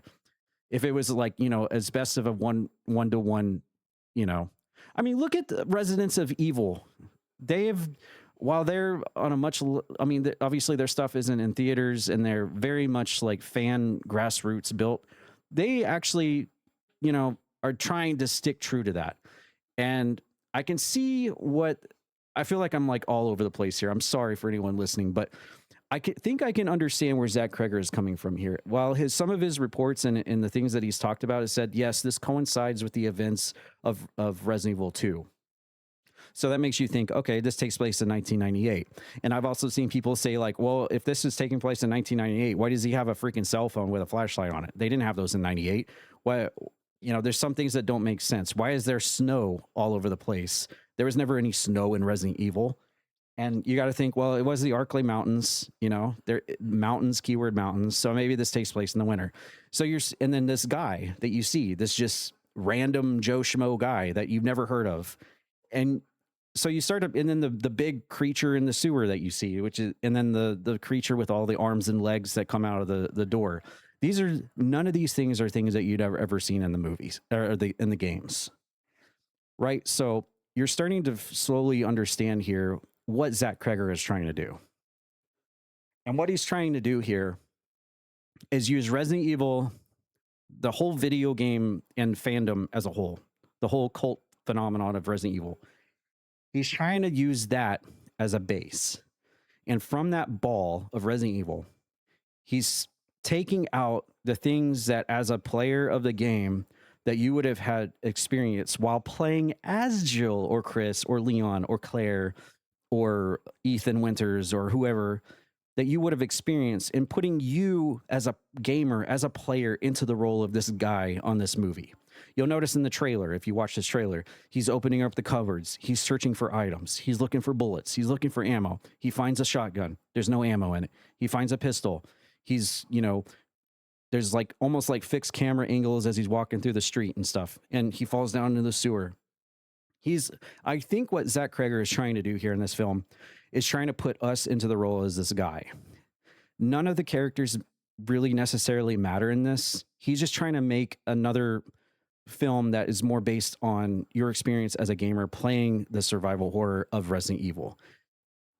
Now, could he have, and I think that's his choice to kind of do that and basically put his own take on it. I don't want to call this like a fan-made movie based on Resident Evil, but it kind of is.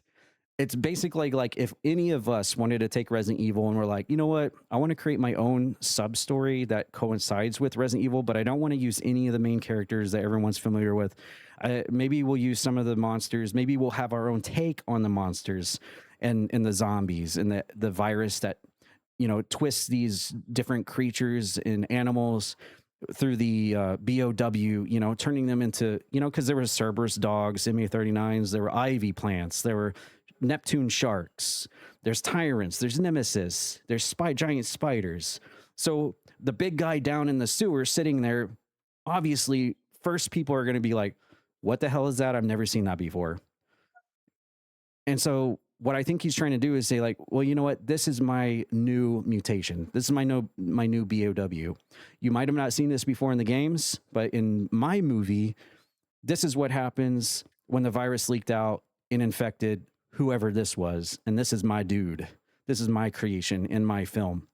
And same with the arms and legs thing that's coming out of the doorway. So I can understand why Resident Evil fans, like myself, were very upset when they saw this trailer and finding any way in this trailer to be like, wow, this is not Resident Evil at all. And what I was saying, actually, when I first saw this, I was fuming. I'm like, you could take the Resident Evil out of the trailer, the title, take the name off, and change this trailer to Zombies in the City or Zombie City or Virus Outleak City or whatever. Take Resident Evil off the title and it would perfectly fit and match for any other title you wanted. Because what is there in Resident Evil in the context of the films that we know, that we recognize? There's not an Umbrella logo anywhere. We don't know any of the characters. The city could be literally any city in the world. The farmhouse could literally be any farmhouse in the world. The zombies could literally be from any fiction in the world that has ever had zombies in it. There's literally nothing that like signifies that, okay, this is from the Resident Evil universe. But I think he did that on purpose to create his own sub-universe in the Resident Evil universe. I'm not sure if this is making any sense to anyone listening right now, but I think he's trying to make like a parallel, similar universe to what is Resident Evil. And I think at the end of the day, that's like the best way to describe it. And a lot of hardcore Resident Evil fans that have been there from the beginning have been clamoring and waiting for that one-to-one representation. And we've just been hammered and beaten down so badly by all these different attempts that we're just like, eye roll, here's another one, fail. And I think there's other fans out there that are like, okay, I can kind of see what he's going for here. He's trying to take the player or the main character in this trailer and make it into basically us playing the game. And it's us searching for the items. It's us traversing through this city. It's us having to live through this ordeal and experience this. And that's what he's trying to portray here. And whether or not there's familiar things in the movie that we recognize from playing the games is irrelevant, because this is his sub story of what the experience is of playing Resident Evil games. And I think once you separate that, you start to understand what this film is. And I'm very much on the fence on this. Like, obviously, nobody can say yay or nay or the other. I know the script has been released, actually. I had one of my friends, Jen Von Lee, actually, I guess, has read the script of this movie. So I have not. I'm not going to. I'm not going to spoil it. I'm going to go to the theater. I just want to put this out there. I will go to theater and watch this. I'm also not one of those people that are like, I hope this fails. Like, I hope this movie sucks. I hope it fails, and I hope it falls on his face, because that doesn't help anybody if you're a Resident Evil fan. What you would like to see is this movie be successful, like his other movies, like Barbarian and Weapons. And then from that, you know, other pop culture, other media can be like, okay, there's something behind this. Maybe we can, you know, throw up a TV series or, you know, have a 10-episode Netflix series where it's strictly based on the Spencer Mansion, or maybe a season 2 where it's strictly based on the Raccoon Police Department. And then season 3 where it's based on Jill and Nemesis. And you know what I mean? Season 4 based on Rockford Island and Code Veronica. Maybe they take this with Zach Cregger being as star-studded as a director he is right now and go from there. But on the, like I said, on the flip side, we've already had Netflix try this. Their live-action Netflix series sucked. It was terrible. It was so bad. Yeah, go ahead. I know you just went on a long rant. I really do. And you make up good points. But during that, I was like, well, why don't we just go, like, I want to look up, why don't we just go see if he's talked about it. Oh, yes. So I want to look it up. Go ahead. So he basically has said that he doesn't like talking about the movie on behalf of game fans, because he thinks that some of the fans are only going to be happy if he tells the story of the games. And he's not doing that, because he feels like he wouldn't do it justice, because he feels like the games did such a great job of telling that story. So instead of what he's doing, it's an original story with a whole new character, and he's taking them, that you're following a character from point A to point B, just like the game, because the games did that so well. You're going to all these different environments and things, just escalation and escalation.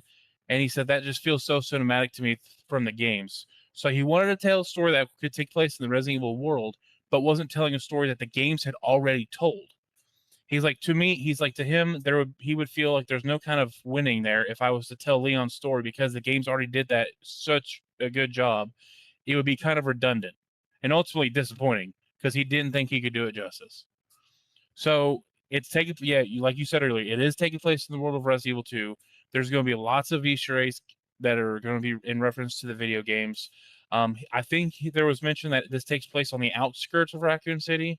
I could be wrong, though. I didn't really, that was just what I was trying to gather. Reading that, I have a whole new mindset on this trailer. I have a whole new mindset of this movie altogether. If you go in thinking, hey, this is going to be a whole new original story in the Resident Evil world, it's not going to be the game, it's not going to be the story I know the game told me already, I think you can enjoy this. Does it warrant just a Resident Evil tag? I think there should have been a subtitle to it, like a subtag, to let people know, hey, this isn't what you think it's going to be. But I think if you read up on his interviews about this movie, it's going to change your perspective a lot, and it will probably help you going into the movie to be a little less disappointed about what you actually see. But that's just my take on it.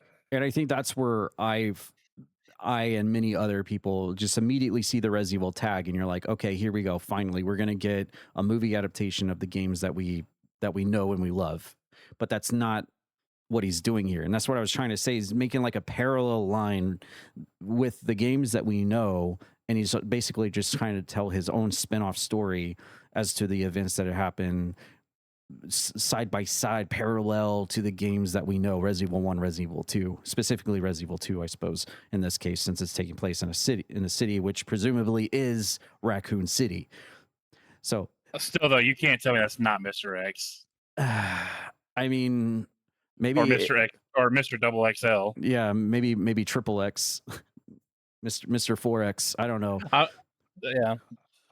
But yeah, as you can tell with my long-winded rant, I'm very split on the fence about this. I'm very, very sad that we're not getting the proper live-action game to film that we, as Resident Evil fans, deserve after sitting through all the constant attempts, the retries, the Netflix series, the animated series, which actually in the animated films are actually pretty good. I think wasn't the animated ones more what people wanted more than the live action films. Yeah, and those were actually thought of pretty highly for the most part. The live action animated films for sure. But yeah, I can understand the feelings of being bruised and battered all these years from just Resident Evil movie disappointment syndrome, and you see this and you're like, ah, damn it. Another failed attempt. And that's exactly where I was. But once you start drawing a parallel line to this and you realize, okay, Zach Cregger is telling his own story that co-aligns which is parallel to the video games. It's not going to be a 1-for-1 with the game. You're probably not going to see the characters that we know and are familiar with and everything that we know from the games. This is going to be his side piece take on Resident Evil, and it runs parallel side by side with it. And really, if you think about it, what's so different about this than, see, I'm going back and forth on the coin on this because I'm looking at the good and the bad as just being a gamer. It's like, what's so different between this and what Paul W.S. Anderson did with all his films? Because isn't that essentially the same thing? His films weren't 1-for-1 with the games at all. He was telling also a parallel story with Alice through her journeys through everything that happened. So what's so different from this than what Paul Anderson already butchered for us Resident Evil fans already, you know? So, but at the same time, I can see where he's coming from. I don't know. I'm just, my brain is mashed potatoes right now on this. I'm going to go see it. I'm going to go see it in theater. I'm going to give it a shot and we'll see what happens. And nevertheless, whether I like it or I don't like it, I will definitely have a reaction of this on the podcast and let everyone know what I think. And I can't wait for the date, because at least you can say he is a very reliable director at this point. I'm just going to say it. I think this movie is going to be better than the Paul W.S. films. Like I said, I thought Welcome to Raccoon City was better than the Paul Anderson films, because at least they tried to bring in all the stuff, all the props in. Now, was the story and the script great? No. but at least they tried to bring as much video game memorabilia into the game as possible and fill it for all of us fans. And we loved it. And every character was like, oh yeah, every single character was a video game character. Now, was it implemented well? No. But at least they tried. But that's why I think I'm probably alone on the island on this, but I thought Welcome to Raccoon City was better than any attempt that Paul Anderson did. Now, are the Paul Anderson films good, mindless action? Like, yeah, I want to watch some crazy zombies and martial arts and flying and flipping and shotguns and guns and blasts and stuff. And, you know, if it's not Resident Evil, who cares? I just want to see an action film with horror elements.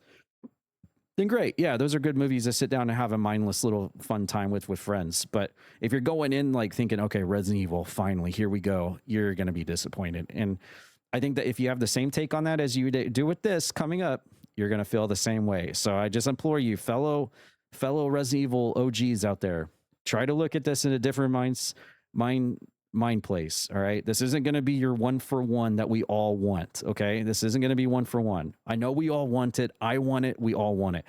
But Zach Cregger is not going to do it, because you heard what he said in the interview. He doesn't feel like he can do its proper due justice to make a movie based on that game experience. So he's taking what he thinks is the experience of playing Resident Evil and turning that into his own side movie. Just the best way I can describe it is the main character. Just think of that as you playing the video game. And then the things that he encounters in the movie are just like your own side personal journey side by side with the game. And then you'll walk into this thing being less disappointed. I hope I helped you fellow Resident Evil fans out there get over this movie just after the initial shock. And that was what I'm thinking. I think I was a lot more fair than anyone probably thought I was going to be. I think a lot of people thought I was going to come in here with a flamethrower on this thing, but I really took a lot of time to really sit down and digest what he was trying to do with this. But now, after all of that, Grem, your thoughts? Oh, wow. I don't know if I'll go as long-winded as you were able to there. Obviously, first and foremost, before I give my thing, obviously the passion that you have for the Resident Evil series, and I know it's not a hidden thing, is very, very, very deep. So I just want to point that out. I was going to say, and this was before you said that somebody had already read the script.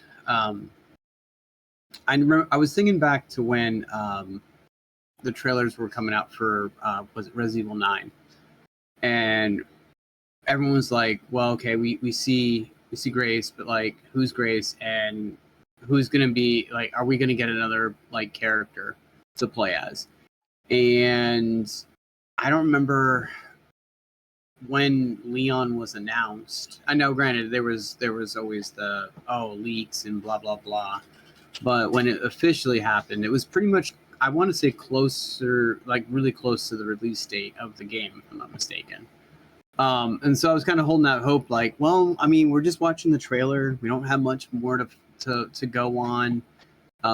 Is that I just noticed this here. Is that a raccoon on that picture right next to the chair? I was looking at that. I don't know. It looks like a beaver. Yeah, it does. But I'm like, but it could be a raccoon. Anyway, sorry. I was just, yeah. You know, what if even though this is like parallel, like you were saying with the Resident Evil, I guess Resident Evil 2 storyline, what would be out of place, like if you had like a cameo spot with someone from Resident Evil like 2, like maybe like Claire, you know, or Birkin or something like that. Like they're just, you know, they know this person, or they were talking to him on the phone, or they, you know, drove by or something like that. I mean, would that get you a little bit more uppity? I think, honestly, if you were to ask me that, I think there will be something like that. You're going to see the main character like walk down the street, and then like in the background, like 4 blocks in the background, you'll see like a speeding police car with the sirens on, being with a semi truck right after it, or something like that of that line. You're going to see stuff like that in this film, I'm pretty sure. I mean like a person though. Yeah, I think you'll see the classic opening scene from RE2 with the Jeep. Yeah. And the gas station. Maybe. What about Kendo? And I think I honestly, I'm going to answer that. I think with the way he's going to do this, I don't think you're going to see any faces.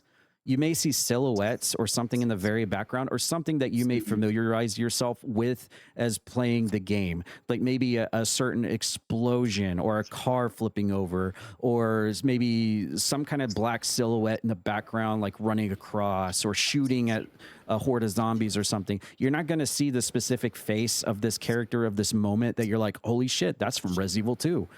You're not going to see that, but you're going to see glimpses of that, like off to the side or in the very distant background or something where you can't quite make it out, but you're going to recognize and be like, holy shit. Okay. Yeah, like I think you're going to helicopter crashing. Yes. Yeah, exactly. You're going to see a helicopter crashing into the top of the RPD or something like that, of that ilk. I feel like you are going to get that in this movie.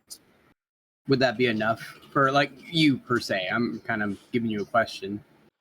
Oh, I mean, I think I'm over my original Resident Evil gatekeeping feeling that I had yesterday about this, like not being a 1-for-1, and we're not going to get Jill, we're not going to get Chris, we're not going to get Wesker, we're not going to get the mansion or the city or Leon or Claire or anything else. I think I'm over that initial just like excitement and then plummet to disappointment feeling now. Now I'm just more into the mode of like, okay, I recognize that this is going to be kind of more of a side thing. I think fan made has a bad rep to it, but I think I'm not saying this in a negative light, but I think this is going to be a Zach Cregger fan made film for Resident Evil. That's the way I look at it. I'm not trying to downplay it or anything. That's just the best way I can interpret it for myself. And once I got over that and swallowed the pill and realized, okay, that's what this is going to be. Now I'm more like, okay, I'm kind of excited to see what he's going to do with this. But you, just like anyone else that's a super fan of something and a movie comes out for it, once you get over that initial like, okay, just swallow the pill. You're not going to get the characters you love that you're familiar with. You're not going to get maybe a lot of the scenery. You're not going to get the 1-for-1 from the game that you really desperately want to see in a film, especially after being battered and beaten down all this time with all the other films and media that Hollywood just butchered for us. Once you swallow that pill and realize, okay, this is going to be a side thing from a very reliable director that has put out some really cool films before, and it's not going to be the video game film. Okay, this is going to be his take on it and his perspective as a side story. Then you start to get over it and you're like, okay, this could be pretty cool. So that's kind of where I stand right now. Okay. Well, I thought though, getting back into the movie, I thought the one cool thing was the when he's running down the road in like snow-covered cars. It was towards the very end, and I'm assuming those are just potentially zombies that are just, you know, from the rooftop just falling down because they see like fresh meat, and they're like landing on cars. I honestly think that that's a really cool like shot, because you're mixing, you know, blood with the snow and giving it more of a gory effect. I mean, I'm not a huge Resident Evil fan. I'm not going to sit here and be like, oh my gosh, yeah, I know everything, or, you know, something like that. But I mean, it looks the part in terms of like what Resident Evil, like what you were saying too, like you as a player are inside the game and you're watching it, and you're watching the movie as if you were playing the character.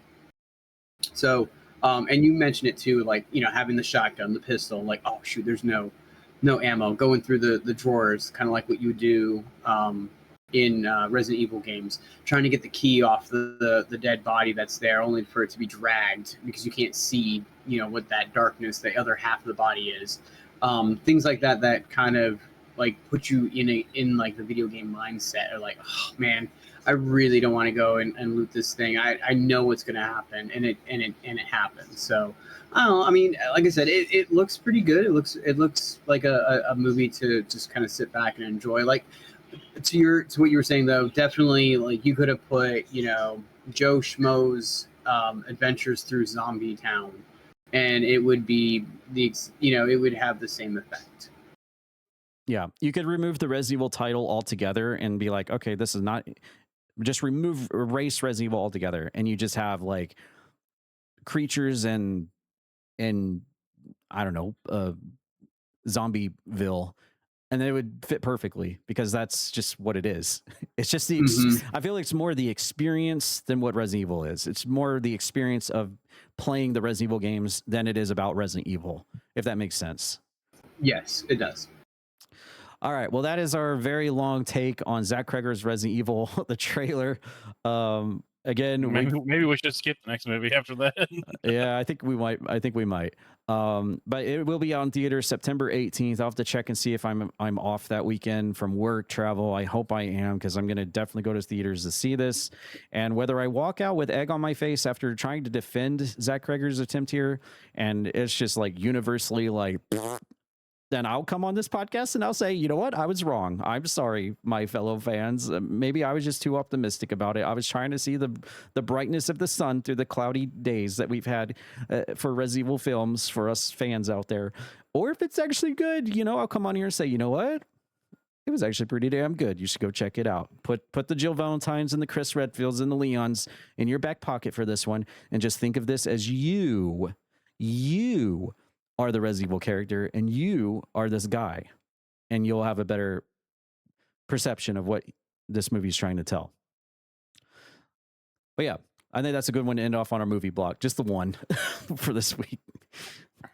All right. That being said, let's switch it on over to NASCAR. We had a race earlier today, Watkins Glen, I believe. And we had a big surprise winner, SVG, picking up the win at Watkins Glen. That puts him up 3 points. He's in the 16th position now. So not a whole lot for him in the grand scheme of things, but at least he's in the top 20 now. I mean, I'm sure he'll take the win, that's for sure, as opposed to not. But for the rest of the news that we had after Watkins Glen earlier today, I'll pass it over to RAJI and Grem. Let us know what happened. Well, I'm going to tell you, it's not surprising that SVG won, because SVG is king of road courses. He is an Aussie racer that is just that's all they do is road courses in the the IndyCar F1 world. I don't know what league he drove in. I just know that he is very, very, very good at road courses. And actually, I believe last year, the year before, he swept the year on road courses, back-to-back years, I believe. I could be wrong. I know he swept 1 year on road courses, but again, he got the pole. He finished his first. Michael McDowell qualified second, finished second. So the top two drivers finishes in the same respective positions that they started in, which isn't the story of this race. I was watching this race earlier while Tad was having computer issues or troubleshooting. Shane Van Gisbergen led this entire race. Basically, he led 70. Out of 100 laps, he led 75.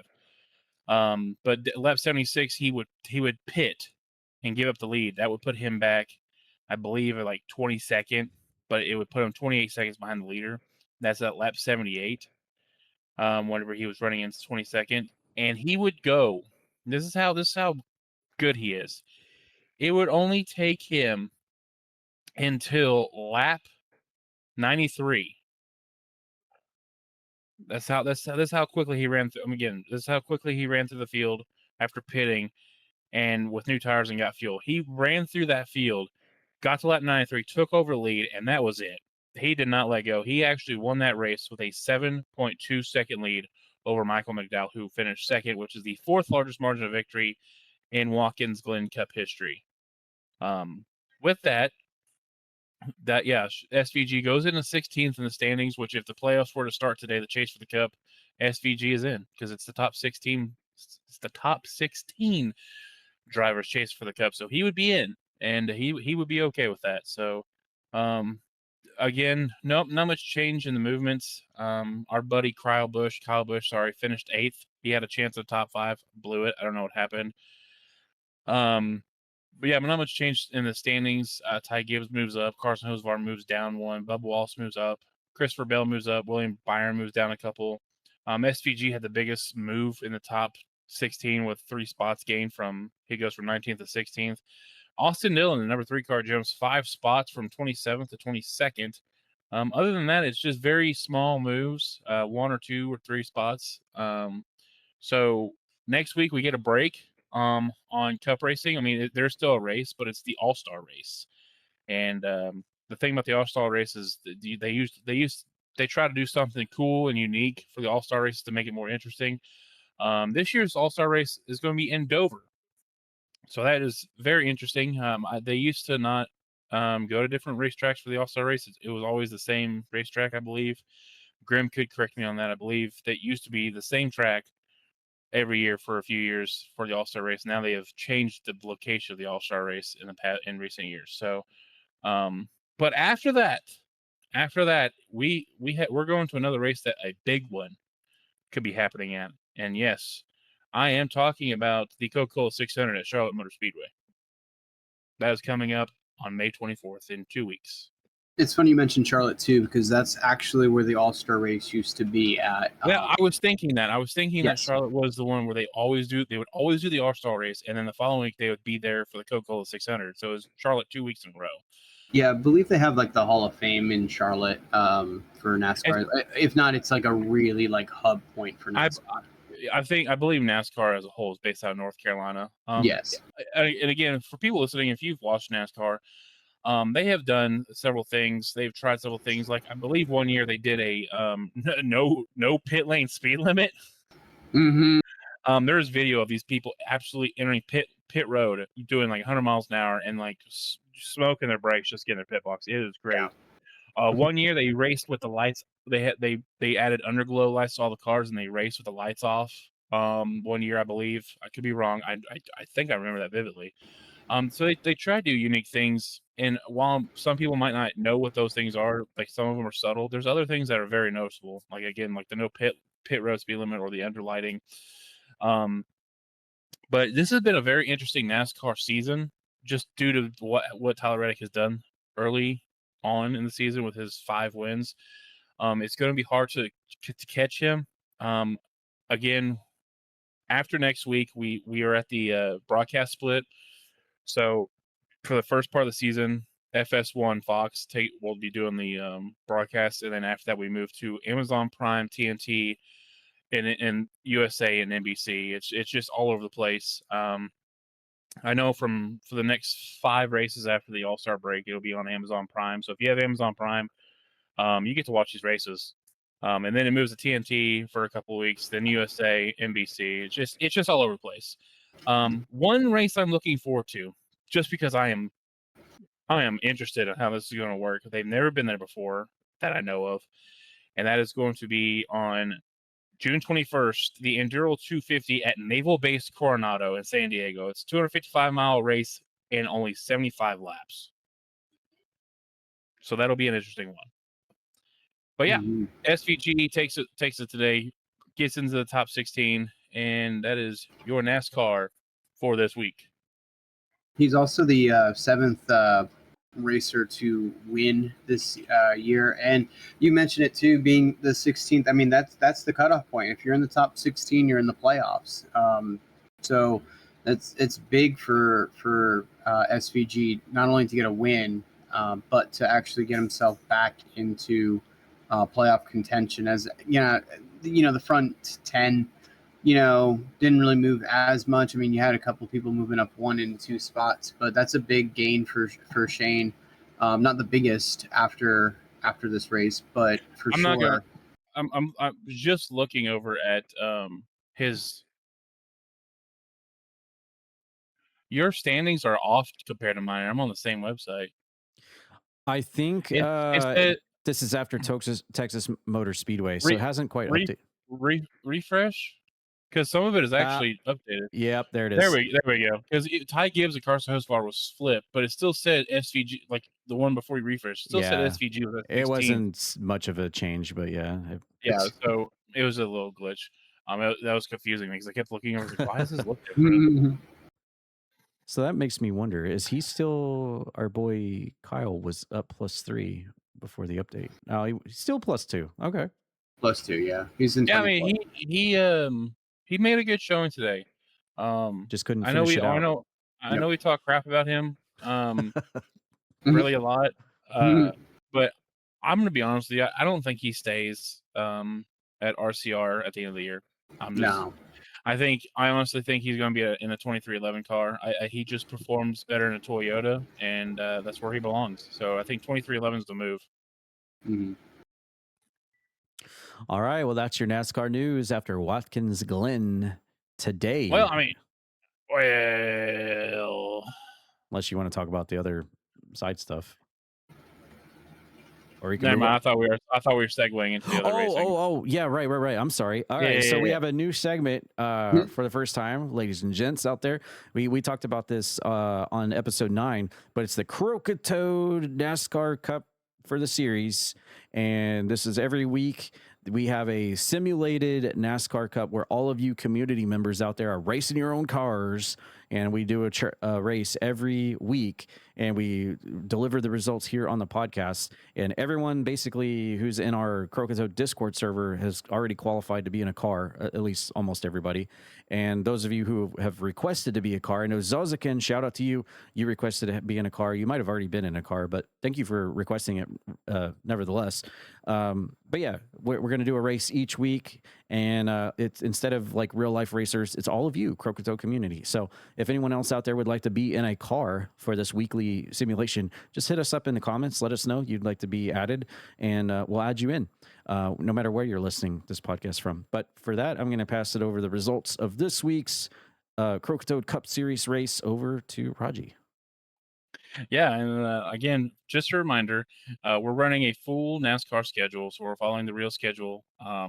We're getting a late start, so I might do 2 races a week, just really quickly, just so we can catch up to where they're at currently, so it doesn't seem like it's taking, the actual 32 weeks or whatever it is to get to the end. But the winner, whoever wins, again, this is all RNG based and simulation based. Whoever is the winner will get a $20 gift card to either the Steam PS Store, Nintendo eShop, or the Xbox Microsoft Store. So just remember that's it's all RNG based. There's nothing you have to do except just hope to God RNG gods are in your favor. But this week we're starting with the Daytona 500, and I went through and gave everyone numbers and actually separate everybody into teams, because in NASCAR, they got teams. Try to be teammates, and so we'll go over that real quickly. But in the qualifying of the Daytona 500, the person who won the pole is Puddle Duck 22, followed by Fuse for Spence, Nope It's Nate for Life, Phantom Gumboose, and at number 5, Celestia. I qualified 9th. Croakitoad qualified 20th. And I really wish I knew where Zazarus was. He's probably not in there because last time you didn't add me, so I'm not surprised. Zazarus is not in there. I'm so sorry about that. I don't know why. He's DNF. He's DNF. He's DNF. DNF. It's all right. Well, It'll make it even sweeter when I win the whole standings. So you could pull a Kyle Busch, be injured and then win championship same year. So hey, nothing crazy. I mean, it's happened before. But let's go to the full race results here. It was a crazy one. Let's just start off by saying that only 14 cars of the 42 finished the race. Let's just leave it at that. Okay. Yep. Stage one winner was number 48 car of Signified. So he gets some stage points there.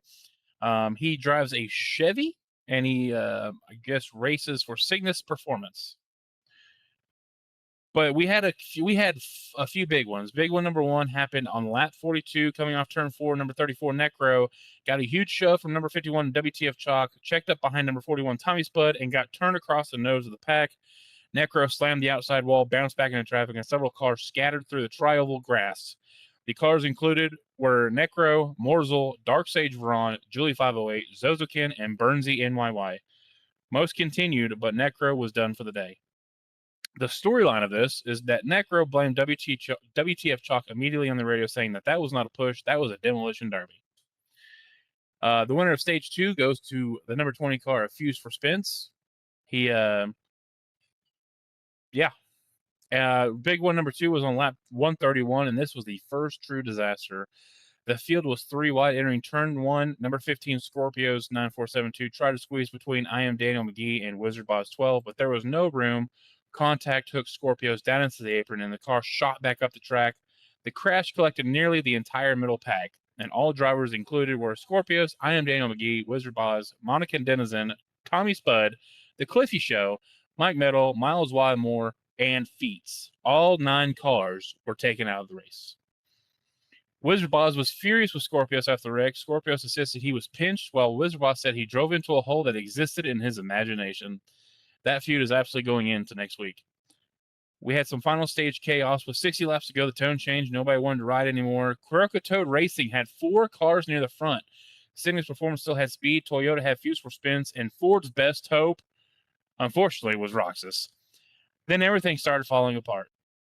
Engine trouble on lap 151. The number 9 car of Endo Girl 1982 lost power while running 18th. The car dropped out of line on the backstretch and barely made it to pit road. Metalworks Racing had a miserable Daytona. Mike Metal survived longer, but Feats and Endo both failed to finish. Big one number 3 happens on lap 184. Julie 508 got a huge run with WTF Chalk pushing, but the push came slightly off center. Julie snapped loose in front of the field. The wreck was enormous. It collected Julie, WTF Chalk, Maggie, Rasher, Burnsy, Zozakin, Darksage Ron, and Morzel. This ended the day for a lot of cars that were trying to survive. The final restart after cleanup, the race restart with 6 laps to go. This was 24 cars with 6 laps to go. Then big one number 4, the last big one of the race, would happen on lap 196. It would take out 10 additional cars. No Pits Nate for life moved low to help teammate Puddle Duck. Tommy spud through a block on Coke soda can. The Ford line stacked up and Hype clipped Tommy entering turn 3. The wreck swallowed the back half of the lead pack, and that left only 14 cars still running. So the race would go to an overtime 2-lap green-white checker finish, and it was a photo finish as Signified would come across the finishing line 0.003. Puddle Duck would come across the start-finish line 0.003. Fuse for spins. Signified would drop out. That's how big of a photo finish it was. So Puddle Duck would come in and win the race for Croakitoad Racing. Hey, man, that's not. I wish I could have watched that in real life. That sounded like an exciting race right there. Yeah, and so we have a few storylines. Again, Croakitoad Racing already looks like the team to beat. They had the winning car, the winning push, and 3 cars finished in the top 6, which would be Puddle Duck, Croakitoad, and Asterial. But No Pits Nate for life wrecked out, and he was the only Croakitoad Racing driver to not finish the race. And don't forget the storyline of Zazarus just holding up a sign. We'll race for pizza. Yep, Zazarus will be here next week with the pizza car. Fuse for Spence is furious after losing by inches. He thought he had the race won on the outside. After the race, he said, "I was ahead before the line. I don't care what the scoring says." So we have our very own Bubba Wallace already. yeah. Signified dominated but lost the biggest lap. Signified won the pole, won stage 1, led a ton of laps, but still only managed to finish 3rd. He was classy at the race, but the radio was not. We led the whole thing and got mugged at the line. Cygnus Performance is fast, but they may already be annoyed with Croakitoad Racing. Number 4, sounds like real life. So my question is, when Zazarus comes in next week, what team is he going to race for, or does it generate randomly? It will decide for us. Oh, okay, that'll be fun. Wait, what do you drive for? I'm sorry, Roger. Who do I drive for? Yeah, I think I have my own race team. Okay. Let me go double check, because now you got me curious. 1 second here. This is kind of fun. Maybe we should post like where everyone is. I have my own racing team. It's called Razorback Racing Company, and it's me, Rasher, and Jen Von Lee. Oh, that's cool. Do you have the text of this that you're reading off? Yes, I do. It'd be cool. I don't know if it's too long for a Discord post, but maybe you should just like copy and paste it in the server so people can read it too. That's pretty cool. Cygnus Performance is Signified, Celestian, Azurain. We have NASA Power Motorsports, the Chain TV, NASA Powerlifting, and I am Daniel McGee. Okay. We have let's see another thing to look at. We have oh my god, RNN Motorsports, and then there's Roxas, OGBradVickers, and Hype.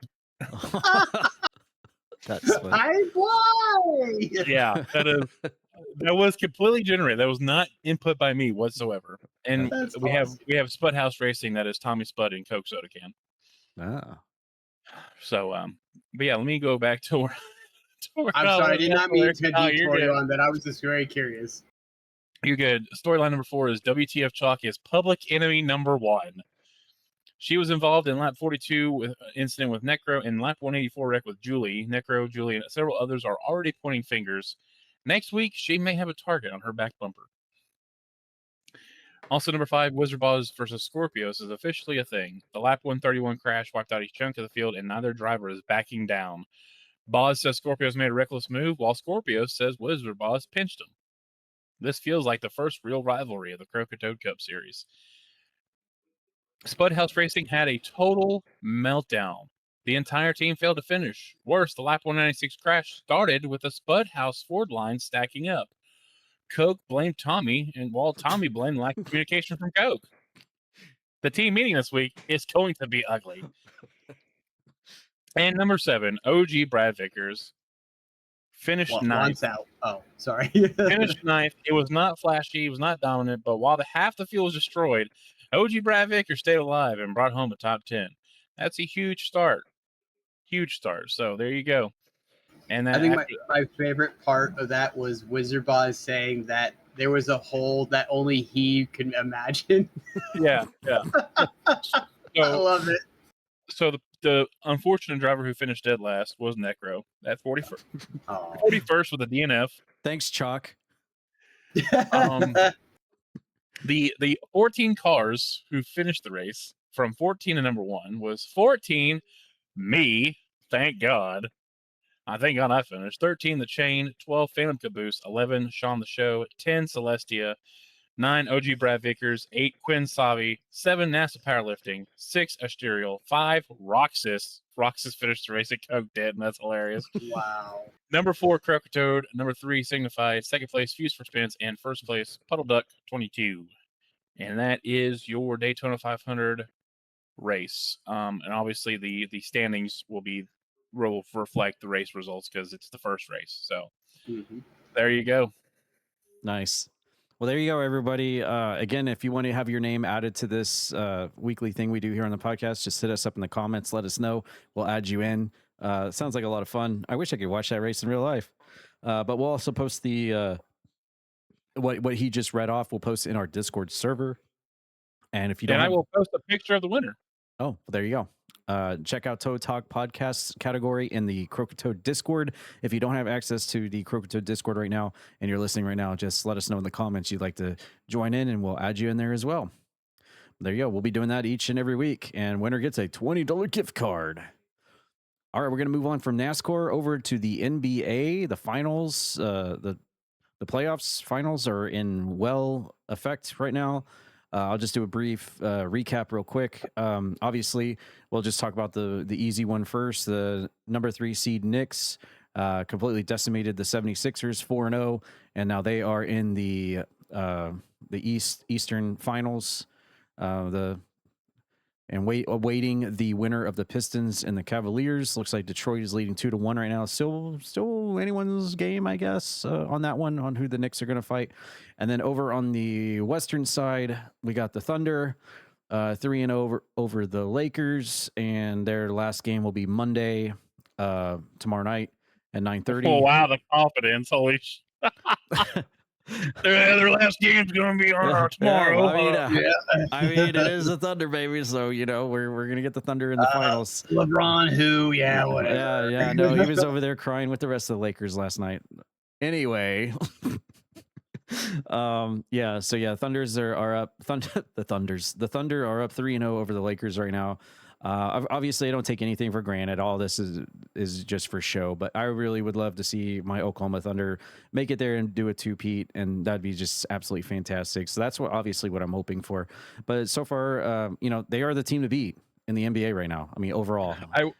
Let me do the last one real quick. And then on the other side of the Western, we got the T-Wolves and the Spurs. the Spurs are up 2-1 right now over the T-Wolves, and a lot of people are saying that it's going to be a really amazing show. And I know we've talked about it here on the podcast as well. Thunder versus Spurs. There's been a bit of a rocky relationship there throughout the season leading up to this between Thunder versus Spurs. And, if that's what we get in the finals for the West, that's going to be a really, really big game right there. But, Raji, what were you going to say? Oh, well, currently the Spurs Timberwolves game 4 is live right now, and the third quarter just ended. Spurs are up 84-80. Yeah, it's a very close game. Yeah. Actually, I was going to say the Thunder, if the Thunder can do what I think they're trying to do, they're going to make NBA history. If they do what I think they're going to do, they will become the first ever NBA team to sweep the playoffs. You think that's what they're trying to do? The way they're playing, yeah, I think they could easily shut out the whole thing 4-0 each round, and they would be the first team to do it. The only team that come close was the 2017 Golden State Warriors. They lost game 4 of the finals against Cavs. And you know what's funny? They played last night, right? The last game was last night against the Lakers, or was it two? I believe so. I heard that they even put Shea on the bench for like the latter half of the game too. That's what I heard. Well, it was a 131-108 victory, so I don't think there was any. Okay, there you go. Yeah, it was last night, by the way. It was. Yeah, I heard that they had put all their big guys on Shea and everybody else for the end of the game. But with the score like that, I wasn't watching because I was streaming on Twitch. But yeah. The way the Knicks and Thunder are both playing, I think we are going to get them in the finals because the Knicks opened up the series 76ers with a 137-98 win after completely decimating the Hawks. And I don't even want to talk about that game. Like, Grem wasn't here. He was doing something for that game whenever it was like 80 to something at halftime. Oh, that was a fun one. Then they'd had a close one the next time, but then they beat them again 108-94, and their fourth game was a 144-114 win. So the way Knicks and Thunder are playing, I hope to see them in the finals because I think that's going to be the most physical thing we've ever seen. I feel like, I don't know, the way the Knicks have been playing, yeah, I can agree with that. I've always felt like if the Thunder can beat the Spurs, they got it, no matter who's on the other side. But yeah, I mean, you can't really, I know obviously Grem isn't, but you can't really overlook the Knicks, really. Well, let's hope that OKC can actually show up to their games with the Spurs in postseason, unlike the regular season. Well, I was gonna go ahead. Yeah. No, I was gonna say, I think from NBA standpoint too, like the big market team, the big market matchup would definitely be like Knicks and OKC. I think a lot of people, because obviously New York has been clamoring for it. Even Detroit too. Like if the Pistons were able to get beat the Cavaliers and then get to the finals, Detroit fans just would want a title badly enough where it would be a marquee team. On the other end too, obviously besides OKC, even if like San Antonio was able to make it to the NBA finals, that's still a marketable team, and you got to look at that from the NBA's perspective as well. That's what they want because when it comes down to it, they want eyes, they want people watching these championship games. But it's funny, like what you mentioned before, Raji, with like the OKC trying to completely like sweep, not lose a game in the playoffs. That's exactly what every team wants to do every single time when it comes to like NBA and MLB and NHL. Like that's what they want to do, and it's crazy that that's never happened before. And you have to think about it in a logistical sense. The reason they want to do that is because they get their game done earlier and they get more of a break. Mm-hmm. And that's what OKC did against the Suns. They sat there and waited and had so much rest period waiting for the Lakers to beat the Rockets. Yeah, and that can sometimes that works and sometimes that doesn't. The really, really, really great teams like OKC, that doesn't matter, right? Getting extra days off is not going to make them rusty. It's not going to make them less of a team. They're just built like differently when it comes to that. A lot of times you'll see that. Like I'm confident too. Like if that Pistons Cavaliers series goes 6 or 7, I can see the Knicks drop in the first game. Only it doesn't matter who it is because of just how long they've had to sit there and wait rather than just kind of grind it out in a series. It does happen from time to time. But again, the very, very, very good teams like OKC, that does not happen. Like they're just that good. Little too much off time for the Knicks over there. No, not yet. You never know. I mean, if Detroit goes up 3-1, then it's not going to be that long. How I'm thinking. Like I said, if that series goes 6 or 7, though, that could be a thing. I think that Timberwolves Spurs series might actually go 7. I mean, it could. I mean, the Spurs are kind of pulling away right now, but I mean that could go 7. But I mean, Spurs are really good. Yeah, and they don't have the score here of the game. Okay. Yeah, right now it's 90-84. Well, Spurs. by next Sunday, we should know. By next episode, we should have the Final Four, right? That sounds about right. Even if they go 7. Yeah. Okay. Next week we'll know the Final Four, and we'll unless we're like not doing it until next Thursday because what? What? Or should I say AI? Whoa. Well, we know the final one right now, at least. So yes. And tomorrow night we'll know the final 2. So. Oh yeah, according to you, yes. Yeah, that's what I'm talking about. It's funny because if they lose tomorrow night, oh my god, Raji jinxed you. Yeah. No, I'm gonna say Thunder fans, if Thunders lose tomorrow, blame him because he's the one that's been so confident that. Where are they playing tomorrow? Is it in? It's got to be LA. Is it LA? Okay. Yeah, it has to be because you play 2-2-1-1-1. Yeah, it's in LA. All right. Well, we'll let you know next week's podcast if who's got egg on their face, and it's going to be LeBron. By the way, I just said I'm rooting for the Thunder, so it's 2 against 1. Me and you versus Grem. Good. We got this. Yeah, maybe you guys do. I mean, the Knicks haven't won since like 1842, so we got this. 1842. Okay. All right, moving on from that, we're going to move over to more Grem and Zazarus because he's got the Stanley Cup Playoffs situation. Oh, no. It's you two versus me. If you guys want... No, I'm just kidding. Oh, let me talk about the Stanley Cup Playoffs, which I know all about here. We got the Colorado Avalanche 2-1 over Minnesota, whatever they are. Hey, you got Minnesota.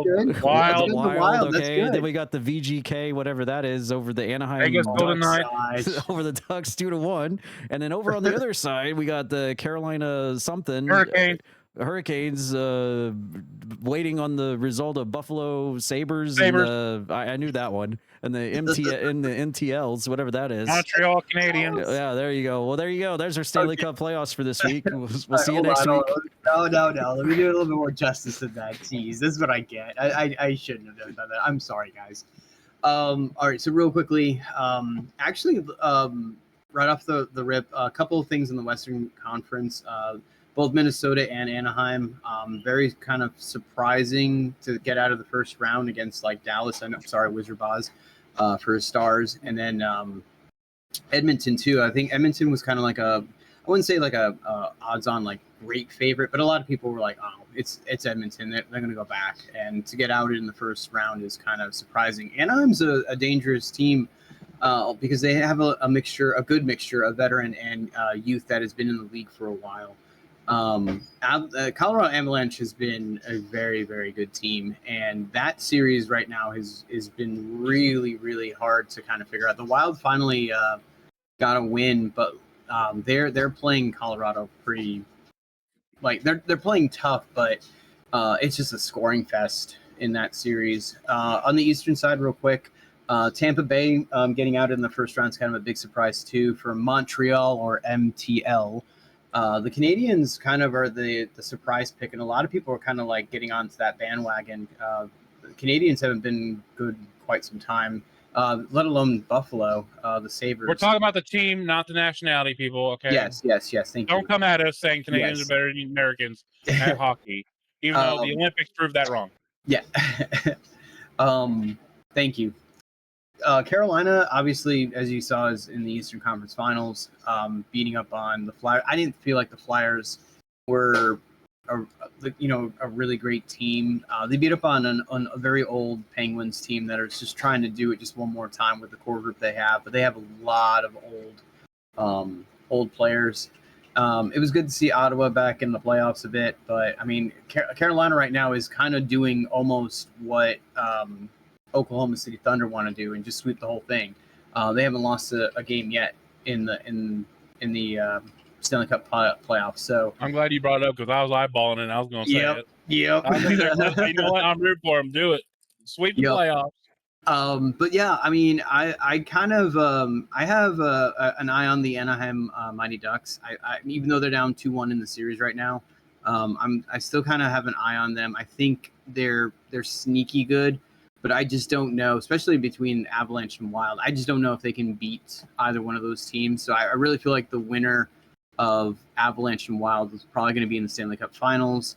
On the other end, I mean, Carolina is they are just a beast right now, and Montreal is kind of proving a lot of doubters wrong on it. And for a Canadian team to be in the Stanley Cup Finals it's always a really, really crazy time. Ironically enough, I was talking about that with the Lightning and Canadiens game. That one went to a game 7, and it was a 2-1 finish. And like I said, a couple of podcasts before, game 7s in the NHL is it's nail biting. It really is. And if I remember right, they Montreal scored with like 9 minutes to go or something like that in the game to break a 1-1 tie. And it's nothing like it. So I don't know if there will be another game 7. I mean, maybe that the Golden Knights and Ducks might go 7. But again, it's NHL hockey. That's what we're looking at right now. A lot of people are jumping on the bandwagon for Montreal. I believe the Sabres got back one of their players tonight too. It's Sam Carrier or something like that. I'm trying to remember the name. It kind of escapes me, but again, it doesn't seem to be enough right now since Montreal's up 5-2 right now with like less than 6 to go in the third. So Montreal's kind of showing up like big time in these playoffs, like kind of a sleeper pick. I will say that for those listening that thinks Grim is just blowing smoke out of his butt, he was pretty much right on that. Montreal would score that game 7 with 11 to go, so he was close. So he knows he's not just reading. I'm watching. Stuff. I really am. I really watch. I might not know like the players and everything, but like I do watch hockey. I for one know nothing about hockey. I know there's movies about the Ducks, the Mighty Ducks. Mm-hmm. Yep, there is. And I know Vegas are the Golden Knights because I think they're one of the newer teams. I don't know who the Mammoths are. That's Mammoth one name actually they were the Phoenix Coyotes, and they just moved. So that is technically a new team, but not a new team. Or Arizona Coyotes, whichever you prefer. All I can say is I'm rooting for the sweep for Carolina. So sorry for anyone that are fans of the other teams. Yeah. My question is Carolina a newer team too? Because I didn't even know Carolina had a hockey.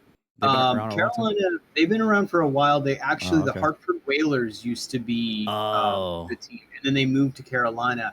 And sometimes, and that's what I love about this too with NHL. Sometimes they'll actually bring out the jerseys of the old team that they were part of. So sometimes Carolina will actually have the Hartford Whalers jerseys. I don't know if the Mammoth did it this year with the Coyotes. That was a sweet logo, by the way. But like sometimes when a team moves, they will do like a night to commemorate the team. I think Minnesota used to be the North Stars. They moved down to Dallas, obviously. So they'll sometimes have like the North Stars, logo and everything like that. So that's what I like about that. They don't shy away from their past like the NFL will do and stuff. Does the NHL has as many teams as the NFL does, like the equal amount on each side? Was it 30, that is a good 32? question. I think it's 32. Sorry, that was the first time for that. I think they both have 32, right? Let's see NHL. Yeah, NHL has 32 teams. Yeah, okay. I don't know why I'm even trying to look that up. I'm learning about NHL here on the podcast. Yes, NFL and NHL both have 32 teams. Yes, so cool. they have the same amount, but their divisions are different. There's only 4 divisions total. So 2 in each conference, whereas NFL breaks it down to 4 divisions in 2 conferences. Okay. Cool. All right. Well, there you go. We'll keep our eyes on the Stanley Cup, road to the Stanley Cup there. See who ends up in the finals on that one. All right. We're going to switch over to WWE. Huh? Did I miss something? Nothing. No. okay. I'm just, I thought you were giving me a cue. I'm just making a noise because I don't. okay. I don't hate talking about what's coming up. Oh, okay. Well, we're going to talk about Backlash. Backlash. Everyone has to do it. There we go. We all did it. Backlash. At Backlash. Backlash. That's funny that they made a video of like making fun of that. Different wrestlers doing. Yeah. After Danhausen, made it popular, WWE was like, yeah, we should do that too. Yeah. And then they grabbed like everyone else. I'm like, come on. Man, it's crazy just how much from the night he came out to where he is now. Just the road of Danhausen is absolutely insane right now. But we'll get into that. Our first match for Backlash, which was last night, I believe. Yes, Saturday. Yes, last night. And also, before we continue this, I guess starting with WrestleMania, I guess going forward, the first hour of every pay-per-view is going to be live on free TV if you have it. So look for ESPN or ESPN2 channel. The first hour of every WWE PLE will be aired live on one of those channels every month. So does that include what is on the card here, or were those extra matches? No, it is the first 2 matches from bottom to top. Those 2 matches right there were live on TV, ESPN. Wait. So you tell me 1, 2. You tell me there are 4 matches on the pay-per-view? There was only there were 6, but the first 2 there's 5. There's 5, and then the announcement. There's 5 matches. The first 2 were on the app as well as a live TV channel. The last 3 in the announcement were exclusively on the ESPN app. Okay. I can't imagine why Danhausen was exclusively on the app. Can't imagine why. Danhausen. Also, I don't remember when this started. This pay-per-view started at 5 p.m. our time, Ted.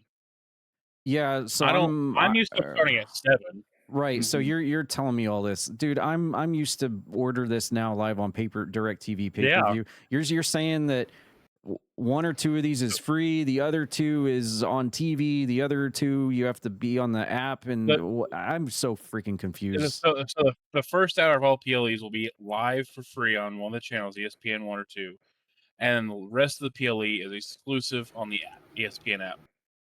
So do they time that appropriately to like, okay, the first match always is going to be free? You could definitely tell that especially that second match, you could tell it's rushed to fit in the free hour. Yeah. Okay. I don't even. I believe at WrestleMania Brock's retirement was free on TV. I'm surprised they haven't. Okay, the first match is going to be free on the YouTube. The second match is going to be on Netflix. The third and fourth match are going to be live on ESPN on DirecTV. And the last 2 matches you have to pay for.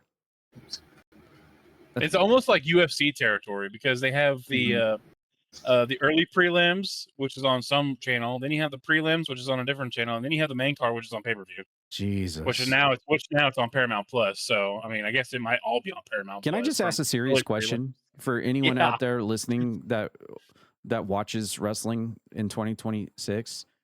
How do you have the time to like remember all this?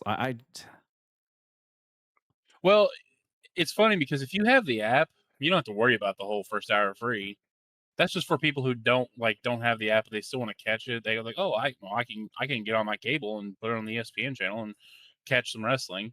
So if you're subscribed to the ESPN app, you don't have to worry about this. Or if you're out of the States, you have Netflix, you don't have to worry about any of this at all. You're still going to get the whole thing in its entirety, whether you're subscribed to it or, if you're subscribed to those services. It's just the people who don't have a subscription, they can catch the first hour on what they have, like if they have the TV channel, ESPN or ESPN2.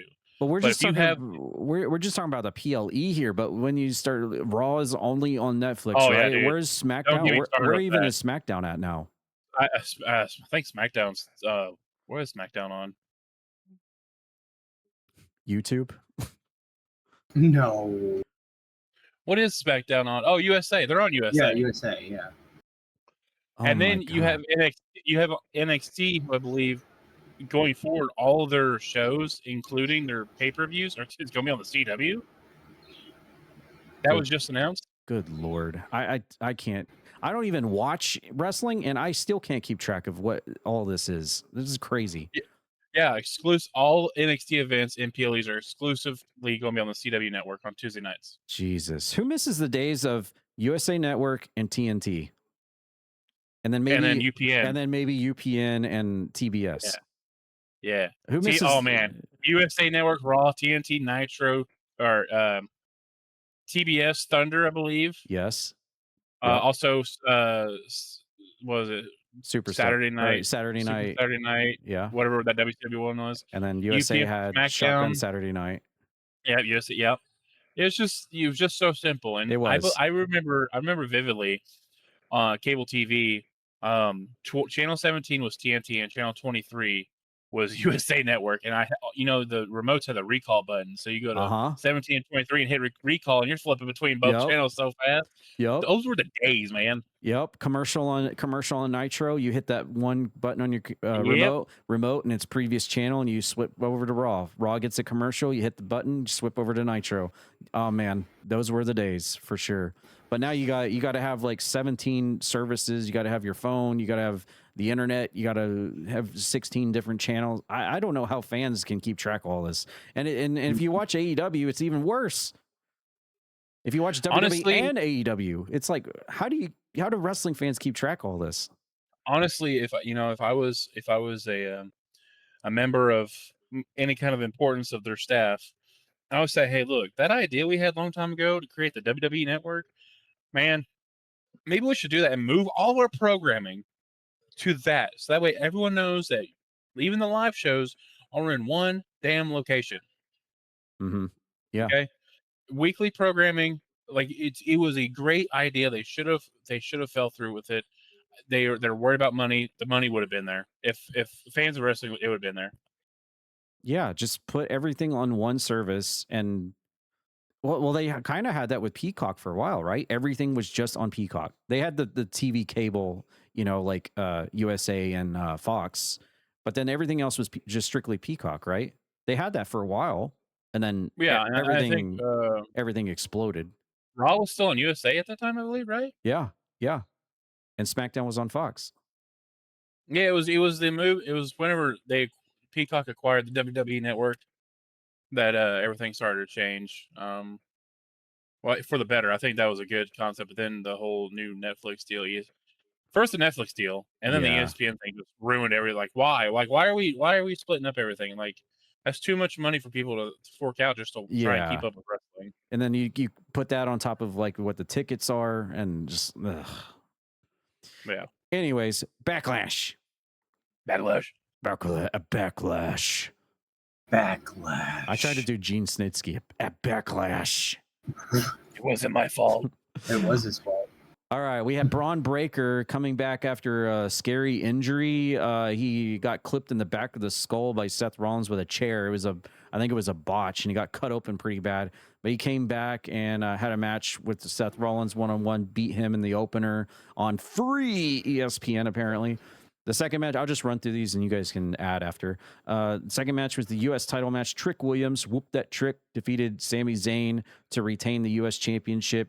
The third match, we had our boy Danhausen coming out with the clone box machine. That was the big teaser. Oh, I'm going to clone myself. Everyone had their different ideas of what he was up to. And him and his special friend defeated the Miz and Kit Wilson in a tag team match. And coming out of the Danhausen clone box was a Minihausen. Just basically like it was a WrestleMania, right? Where he came out with all the little minis. And and then I guess during the match or after the match, a bunch of all the little minis came back out again and did a bunch of stuff. But yeah, Danhausen going over Miz and Kit Wilson with his Minihausen. The next match was Io Sky defeating Asuka. And there's a little bit of a story. I know these guys will touch on it a little bit, but there's a story after the match. Io Sky defeating Asuka. Apparently, the fans still in a ruckus and very upset over the release of Kairi Sane, among many other people. Also, by the way, the New Day also released after our episode 9 podcast. We touched on this a lot, myself and Hype. We went over all the releases on episode 9, so check that out if you haven't read or not read, but listened to that yet. But since then, New Day also released. But Io Sky defeating Asuka on the Backlash, and apparently all the fans were chanting Kairi Sane's name. And really interesting moment after Io Sky defeated Asuka. They had a very emotional hug. It was very emotional. Asuka was basically, I think they both were basically crying. And this was not a title match, just a match between the two. And it was very emotional. It's not like, okay, it's just a one-on-one match on a pay-per-view. All right, that's it. No, they like spread it out. So there's something there. I think some people, I know these guys will hint into it a little bit more, but I think people are saying maybe Asuka might be done too with WWE, but I don't know.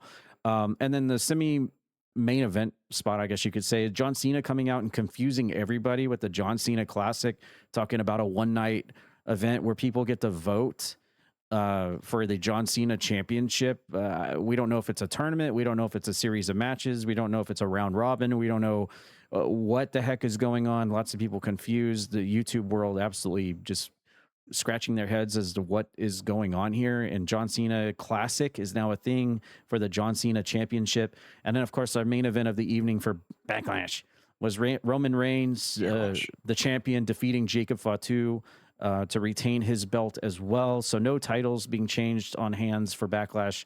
Roman Reigns stays the champ after winning at WrestleMania over CM Punk, I believe. And so yeah, that was your Backlash. All right, Raji, what are your thoughts? Danhausen or the Io Sky thing, John Cena confusing everybody. What you got? Well, I'm just going to quickly run down each match in my opinion. Seth Rollins, Braun Breaker, absolute. For what it was, for what you got out of it, and how quickly they had to go through it. You know, they're just telling us that story of the Vision, Seth Rollins, Trick Williams, Sami Zayn. I believe was an absolute waste of freaking time. It was just horrible. It was rushed. Sami Zayn is. I'm going to be on an Hey, island. real quick, if I may interject, isn't this what the whole like the gingerbread man thing is with these two? Oh, Gingerbread Man dead. He died Friday. Okay, so Sami Zayn killed the Gingerbread Man Friday on SmackDown. So who was the? Why are we talking about Gingerbread Man when it's May? I have no idea. I have no okay. idea. All right. I have no idea. I just know that there was somebody in a gingerbread costume, and then this past Friday it was like a robot animatronic thing that yeah, it was weird. The arm got cut off, everything, and they just said rest in peace. Okay. Stupid, I think. This little. I don't understand why Lil Yachty is still involved in this. I'm not big on celebrities in the wrestling world. It just doesn't fit. I mean, it might work with Trick just the way his gimmick is. I wasn't a fan of this match. Was a pee break for me. Sorry, I had to say it. I just don't like Sami Zayn. I think he's being interjected into too many things, like almost kind of like a Roman Reigns-esque kind of treatment, being shoved down our throats, trying to push him for people to like him. I'm just not here for it. The Danhausen match, another goofy, fun little match that I think got people spirits lifted a little bit after the beginning of the show. I'm not saying the beginning of the show sucked. It's just, just something little fun. Io Sky Asuka was an absolute banger. I think this should have been WrestleMania, honestly. Should have been a WrestleMania match. And I could definitely tell that this was Asuka's last match in WWE. Whether or not that means she's like semi-retired part-time for WWE. Some people are speculating she was part of the cuts, but they're letting her finish out the storyline, and then they're going to announce her release. That is yet to be seen. But she was definitely there's stories saying that she was telling everybody goodbye in the backstage area, so we'll see what that leads to. And then the Roman Reigns Jacob Fatu match, I think, is just another great continuation of the Bloodline storyline. Just how expansive the Bloodline is and how big it is, and just continuing that story. While Roman did win, Fatu had the upper hand after the match by attacking him. He gave the ref a Samoan drop, and then gave Roman Reigns the Tongan death grip after the show, or after the match was over, until he was foaming at the mouth. Also, real quick, just to interject real quick, also as part of the cuts, Jeff Cobb also released as part of the MFTs, and they also released one of the other guys. But did they bring him back, or is he also still released? One of the Tonga guys.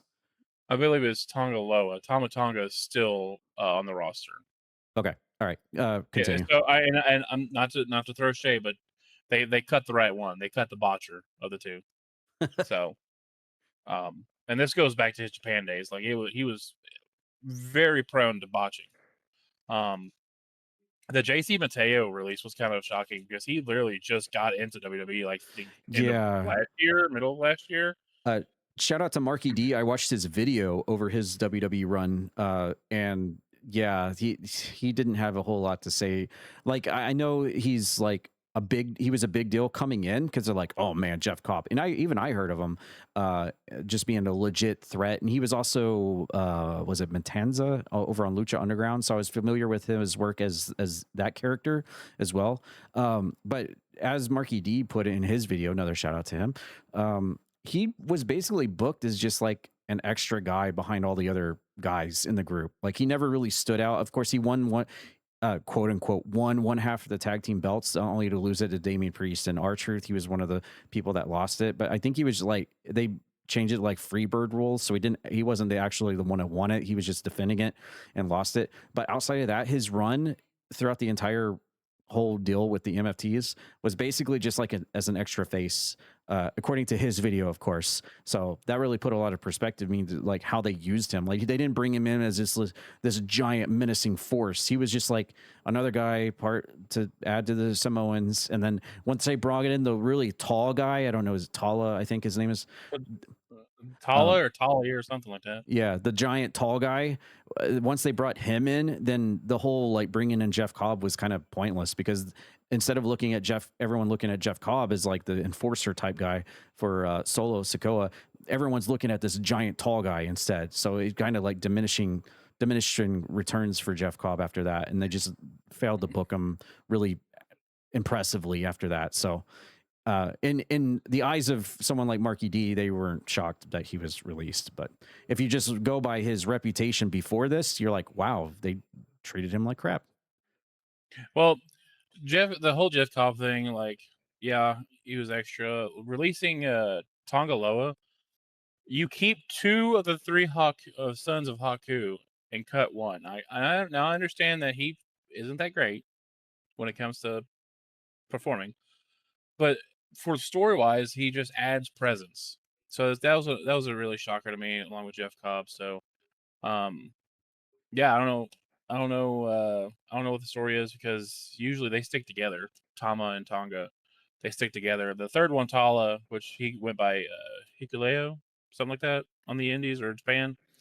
He's kind of been his own lone wolf kind of thing the entire time. But the Tama and Tonga has always been together as a team. I think they were the Guerrillas of Destiny or Guerrillas of War in New Japan.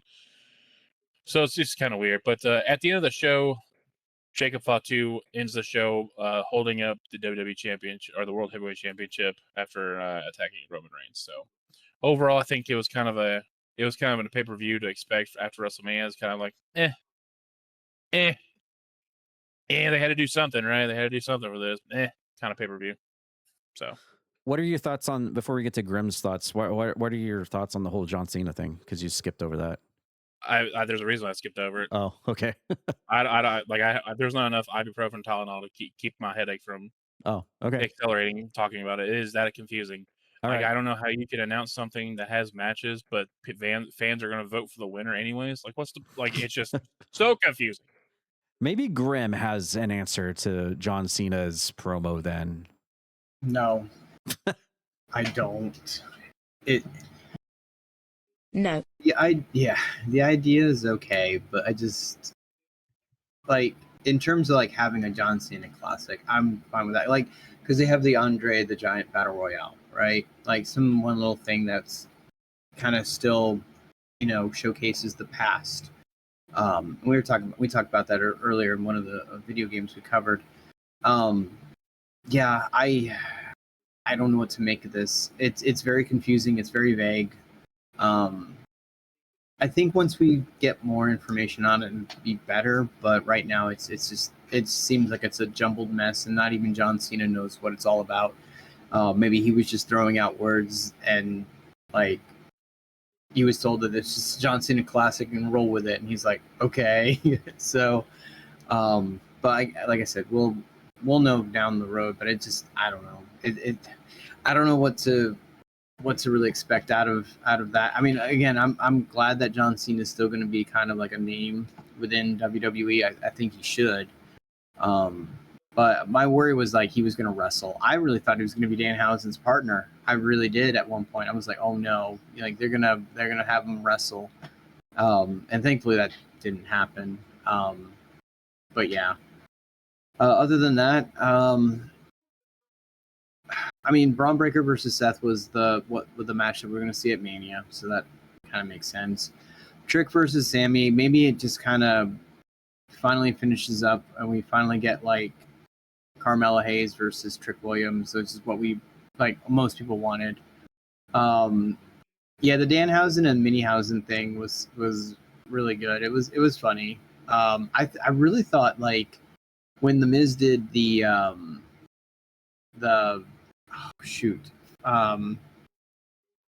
what's it called? Fire. It's not a fire hydrant. Fire extinguisher. Thank you. Yeah. When he did that spot, I think he like blasted his face and he realized on how freaking cold that was. And he immediately took it away from his face. And you could see how red his face was. And I was looking at it like a couple of replays and I'm like, dude, I think he like froze off his eyebrows. I don't think he has the eyebrows. And I'm like, oh my God, like Biz did not like realize how bad that was going to be. And after he hits Kit Wilson with it as well, you could tell like he's like, I'm not putting this in my face again, but he's got to like try. But you could tell like he's like, yeah, wait, I'm not doing that again. Funny story real quick about the fire extinguisher in wrestling. I can't remember if it was I think it was the Big Show was on like a podcast or an interview. So this has been years ago. I think it was the Big Show. Maybe it could have been like Raven or Steve Blackman or something. And they said the worst weapon out of everything that they ever used in WWE was getting sprayed. Maybe it's Al Snow. They said it was the fire extinguisher, and if you don't close your eyes, it gets in your eyes and your inside your nose. And they said that was out of all of them: tables, chairs, kendo sticks, stop signs, everything. The fire extinguisher getting sprayed with that was the worst. I don't doubt it. I mean, it looked like it hurt, and like I said, his face was red. I was like, ooh, yeah. He did not practice that. He didn't get any tips. He just was like, yeah, we can do it, no problem. I got it. And he's like, ooh. Maybe I shouldn't have. It was funny too because the cloning machine came out with the Minihausen, and then later on in the match, Kit Wilson and one of the Minihausen were, I guess, fighting, and he puts him back into the machine, the cloning machine. Kit Wilson like closes the door and everything, and he's like breathing, kind of like, okay, cool, it's just the 2-on-1 now. And all of a sudden it like kicks back on. And that's when all the other Minihausens came out. It's like cloning the clone, I guess. I don't know. It was funny. It was silly. It did what it needed to do, and to further the story that the Miz is actually cursed. Io Sky versus Asuka. I mean, if it is true that Asuka's gonna like, semi-retired, active. That's a. I don't want to say it's a blow, but like Asuka was really they pushed Asuka a lot in NXT, and when she came to the main roster, I know she's 44 years old. Yeah, so I imagine maybe she just needs like a vacation. Like I'm trying to remember the last time I think she was out with an injury. It was like her last time she was out, and maybe it's just that where she's just like, listen, I'm good. The Roman versus Jacob Fatu match, real quick. Again, it's a bloodline storyline, so of course it's gonna be hot. People want it. I feel bad that this match actually ended up on like a backlash, like you would think like a Roman versus Jacob. that kind of a match would be like a SummerSlam or Royal Rumble type feel to it. Which again, it could very well, and they can probably maybe sneak in Solo to make it like a triple threat, make it a fatal 4-way if you wanted to, and add Jey Uso if you really wanted. I don't think they'll do that, but again, anything with the bloodline is always, it's still pretty hot for a storyline. Everyone does eat it up. Some people were a little confused on the finish with Jacob Fatu, like 5 seconds after getting pinned, is rolling around where Roman is just like, oh my gosh, I'm like on the brink of like passing out because of how physical that match was. And like maybe like 10-15 seconds, like Jacob is actually like standing up and like going after the ref, like, what are you doing? It was a weird finish because I feel like Jacob is the face, or is supposed to be the face, and Roman's supposed to be the heel, but it just felt like the roles were kind of reversed a little bit on how that went at the very end. So, I mean, for a 5-match card for Backlash, I mean, it was okay. It wasn't outstanding, but it wasn't bad either. Okay. And just a real quick question. Did they actually settle the thing with Rhea Ripley and Jade Cargill at WrestleMania? Like, is that donezo, or are they kind of leaning to continue that? Just out of personal curiosity. I haven't seen a Rhea and Jade, or even like Rhea with like Michin or BFAB. She was actually, I think on SmackDown, she was kind of talking with Bliss and Charlotte, and that they always have a beef between each other, Rhea and Charlotte. Okay. So I don't think so. Okay, I was just curious. All right, well, that's about it for double E's. I'm sorry. Hold on. Oh. I apologize real quick. Jade Cargill and her allies laid out Rhea Ripley's team following a 6-woman tag match on SmackDown. So it's not over. It's not over. Okay. I didn't see that result. I must have missed that match or something. Yeah, because we talked about it on the podcast for the WrestleMania reaction about how that match just seemed very abrupt and just like maybe they didn't get along backstage or something, and maybe that was the reason why. Just speculation, of course. Or maybe they immediately cut their time down, or just like the Alexa Bliss, I believe Tiffany Stratton it was match. That was super short, and it just wasn't what it should have been, kind of deal. So maybe they're like realizing that and like keeping the feud going. So. All right, well that will do it for our double E news. Yeah, Backlash. There you go. And of course, our sports block as well, which moves us over to our Croakitoad block, our last part of our podcast. And yes, we are over the 3-hour mark. Well, we had a lot to talk about between sports and Resident Evil and Mortal Kombat 2. Thanks for staying with us here on the podcast. If you've listened to this all the way through, appreciate you. Again, we say this every time, we try to cut down the time, but there's always something to talk about, especially if we get the original trio back on the panel again, then there's lots to talk about. But and we miss a week. Well, true. Most of us miss a week. Yeah. We took 1 week off. So thanks for returning and listening to episode 10, everybody. But yeah, we're going to switch over to the Croakitoad news, and to kick things off in the Croakitoad section of our news block. This won't go very long, I assure you, not as long as the other blocks. But we are, I want to say, is it a rumor if I tell everybody on the podcast? I guess so. I don't know. But we are trying to work with getting, our first special guest on the podcast for an in-depth interview with him. We revealed this on our Discord server, and we're trying to get a date booked and solidified for what works best with him and all of us.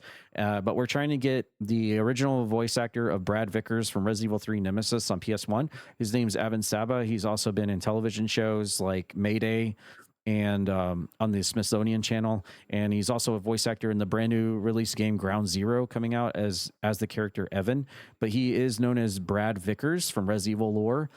He is OGBradVickers on Twitch, and we're trying to get him on the podcast, and we are taking questions from everybody in the Discord. That once we finally get him on the show and we get the scheduling right, we'll have him on to take questions and ask about his career as a voice actor, and how I'm actually curious personally about the process of how he got selected to be a voice for the Resident Evil 3 video game.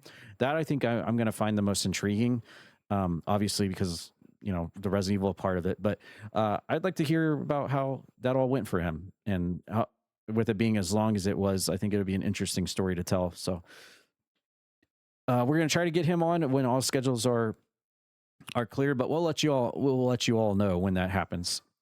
All right, but talking about this week in Croakitoad, there wasn't a whole lot to talk about. In fact, it was just Croakitoad Pro Wrestling last Tuesday. And then last night, we did some multiplayer. We did some Overwatch. We did NASCAR, and we did Peak. So a lot of fun there. Multiplayer night, of course, Saturday nights when I'm home is usually multiplayer nights. And really fun to get back into Overwatch again.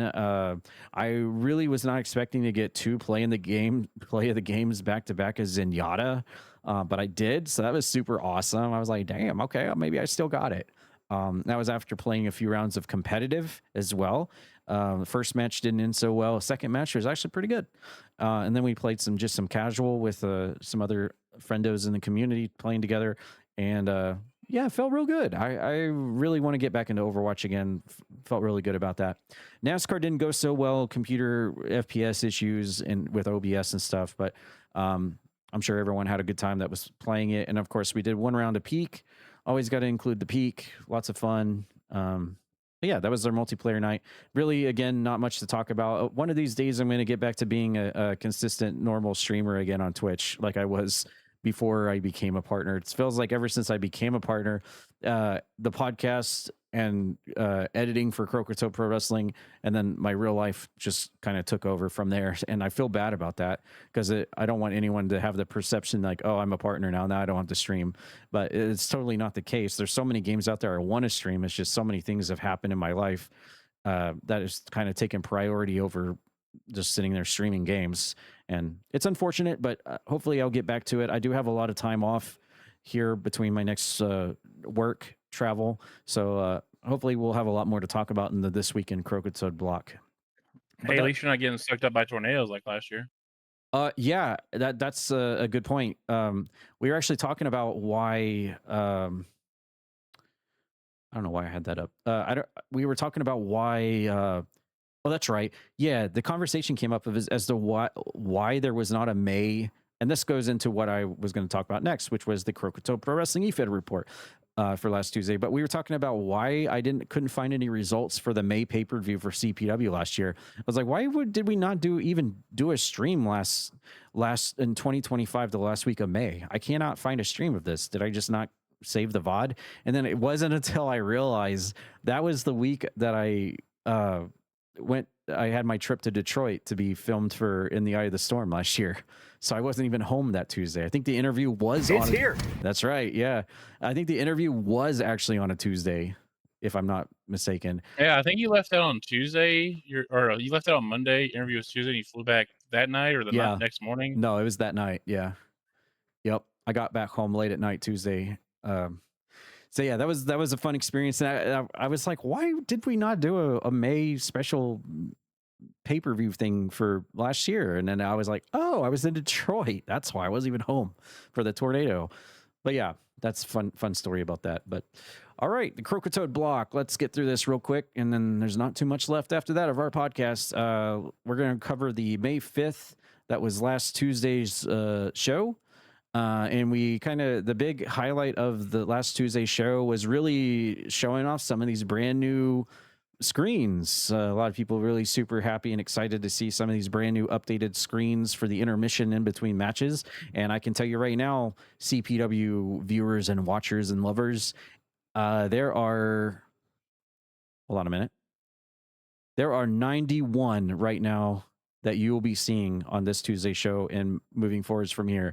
91 different loading screens for all of you Croakitoad Pro Wrestling characters / tag teams as well. So you have a lot to look at in between the matches loading up every Tuesday. So I'm sure you'll all be excited about that. And of course, everyone who individually got one, I have sent yours to you in Discord. You just haven't seen everybody else's unless you've been spoiled a little bit. But yeah, just one more addition to the CPW show every week to kind of update and upgrade. And we also have the wrestling ring also fully upgraded. It's going to have a brand new look this Tuesday, as well as all the championship belts as well. Everything has been fully upgraded to what it is, because obviously, you know, I've always just relied on my own skills in Photoshop all of these years. But let's be honest, my Photoshop skills only go so far. And so I consider that everything that I've done like huge upgrades, huge gloss overs. So I'm looking forward to showcasing that off on this Tuesday's show. But last week we had, we'll just run through the matches real quick. We had Mike Metal taking on Shadow Chrono, 4-star matchup. Mike Metal coming off of a big win. All right, no, he was in the Domino Battle Royal over at the big one, but it was Sumo who actually won that. I had for a second, I don't know why, but I thought Mike Metal won it, but no, it was Sumo who won the Domino Royal Rumble match for a shot at Button's TV title. But coming back here in a singles match to kick off the show, Mike Metal picking up a big win over Shadow Chrono, who lost his international title to Rock Hard Meat at the big one the week before for a 4-star matchup. So big win there for Mike Metal to get back on the road in CPW. Our second match featured a 4-way in the hardcore division. We had 4 kind of people that are just kind of in the hardcore division, just kind of trying to move up the hardcore ranks a little bit to try to get a step closer to Jen Von Lee in that hardcore championship. We had Butcher Pete defeating New Jack, Lilu, and Necro in a 4-way match. Lots of brutality, lots of violence, as you expect in the hardcore division, for a 5-star match there. Our third match of the night wasn't even a match. Queen Savi was set to take on AJ Jacobs, but typical to her attitude, back on the Twitch front page stream we had for CPW when Queen Savi made her debut, which she was like entirely arrogant, cocky, and just suplexing Curator all over the steel cage match. Queen Savi coming out first and ambushing everyone's favorite superhero, AJ Jacobs, taking him out, and the referee had to stop the match. It wasn't even a match, though. But they still gave it 2 stars for the segment. Queen Savi definitely showing her attitude here in CPW, not caring whether the fans like her or not. She's just here to earn that bank, get that paycheck, and eliminate people left and right who's in front of her in an attempt to win gold, glory, and obviously more bigger paycheck, and at the expense of AJ Jacobs. And I'm already hearing that there's going to be a rematch this Tuesday between the two. So hopefully we'll have a match that doesn't result in some kind of assault before the match, and we can actually have Queen Savi versus AJ Jacobs one-on-one in a legitimate one-on-one match this time. Moving on to our next match, we had Disco Bunny and Simon Crow teaming up to take on Adam Brown and the Disco King. And Simon Crow making his first showing in a long time. We haven't seen him in a while. Obviously, he was allied with Disco Bunny for a while, and we hadn't seen him. This leads to her match with Puppy at the big one where she lost the Young Lions Championship. Simon Crow was not present, and he finally made his return here to CPW wearing a GIMP outfit, GIMP mask, and basically being led around by Disco Bunny. I'm not sure if this was his punishment for not showing up at the big one and she lost the belt. She is blaming him for that, or maybe he just likes this role. I mean, I'm not one to king shame, but Simon Crow with a brand new look, definitely at the heels of Disco Bunny, whether he's there of his own volition or not, we don't know. Looks like he might be. And they take on the Kings of New York, Adam Brown and Disco King, and Disco Bunny and Simon Crow pick up the win in tag team action 5-star match. So Simon Crow probably got a snack after the match and didn't get shot collared. So that's good after that big win there. And then our next match saw the returning normal Celestia back again to her original self, not a porcelain creepy doll that is corrupted by Tad Peters. She picks up a win over Lucinda in one-on-one women's action, 3.5-star rating. Of course, Celestia, our first ever CPW women's champion. Lucinda is so close to getting a shot at Ishiro on the women's title. So really two top contenders here, strong contenders in the women's division and CPW. But Celestia comes back being her normal self again, picking up a win there for the first time. It's good to hear her normal theme song again after so long. But a great match there between two really strong competitors in the women's division. After that, we had Deputy Dog coming out with Thaddeus as part of the corporation to take on Cerebella, making her big in-ring debut in CPW alongside Miss Perfection.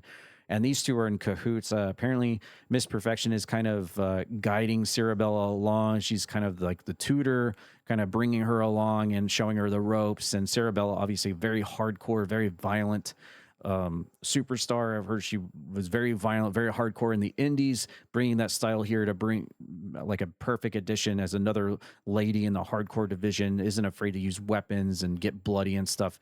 But Deputy Dog, also no stranger to the hardcore division, using his nightstick and other weapons as well. He picks up the win, just a little bit more experience. The veteran, of course, with Thaddeus in his corner. You know how that's going to go. And Deputy Dog with a win over Cerebella's in-ring debut. So not exactly what she wanted, but they'll have to re-strategize the game plan there. Her and Miss Perfection, 3.5 star rating there on that one.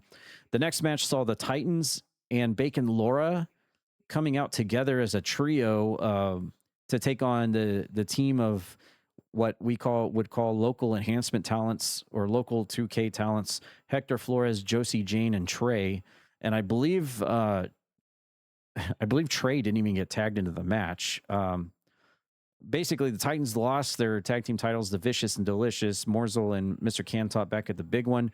Obviously, they were not happy about that, took their frustrations out on this trio of a team, and just had a fun time with it. And Hector Flores was tagged in, and he just decided to leave the ring and let the match end by countout. And instead of trying to attempt to get back into the ring, the thing that stood out to me more than anything during this match is that he actually jumped over the barricade and ran into the crowd. So instead of like trying to get into the ring before the 10 count, he ran the opposite direction. He didn't want any more of the Titans, and he left, and therefore his team loses a 2-star match rating. I wouldn't want to get in the ring with the Titans right now either, so I don't blame them. But yeah, the Titans looking very impressive with people running away from them, as they should.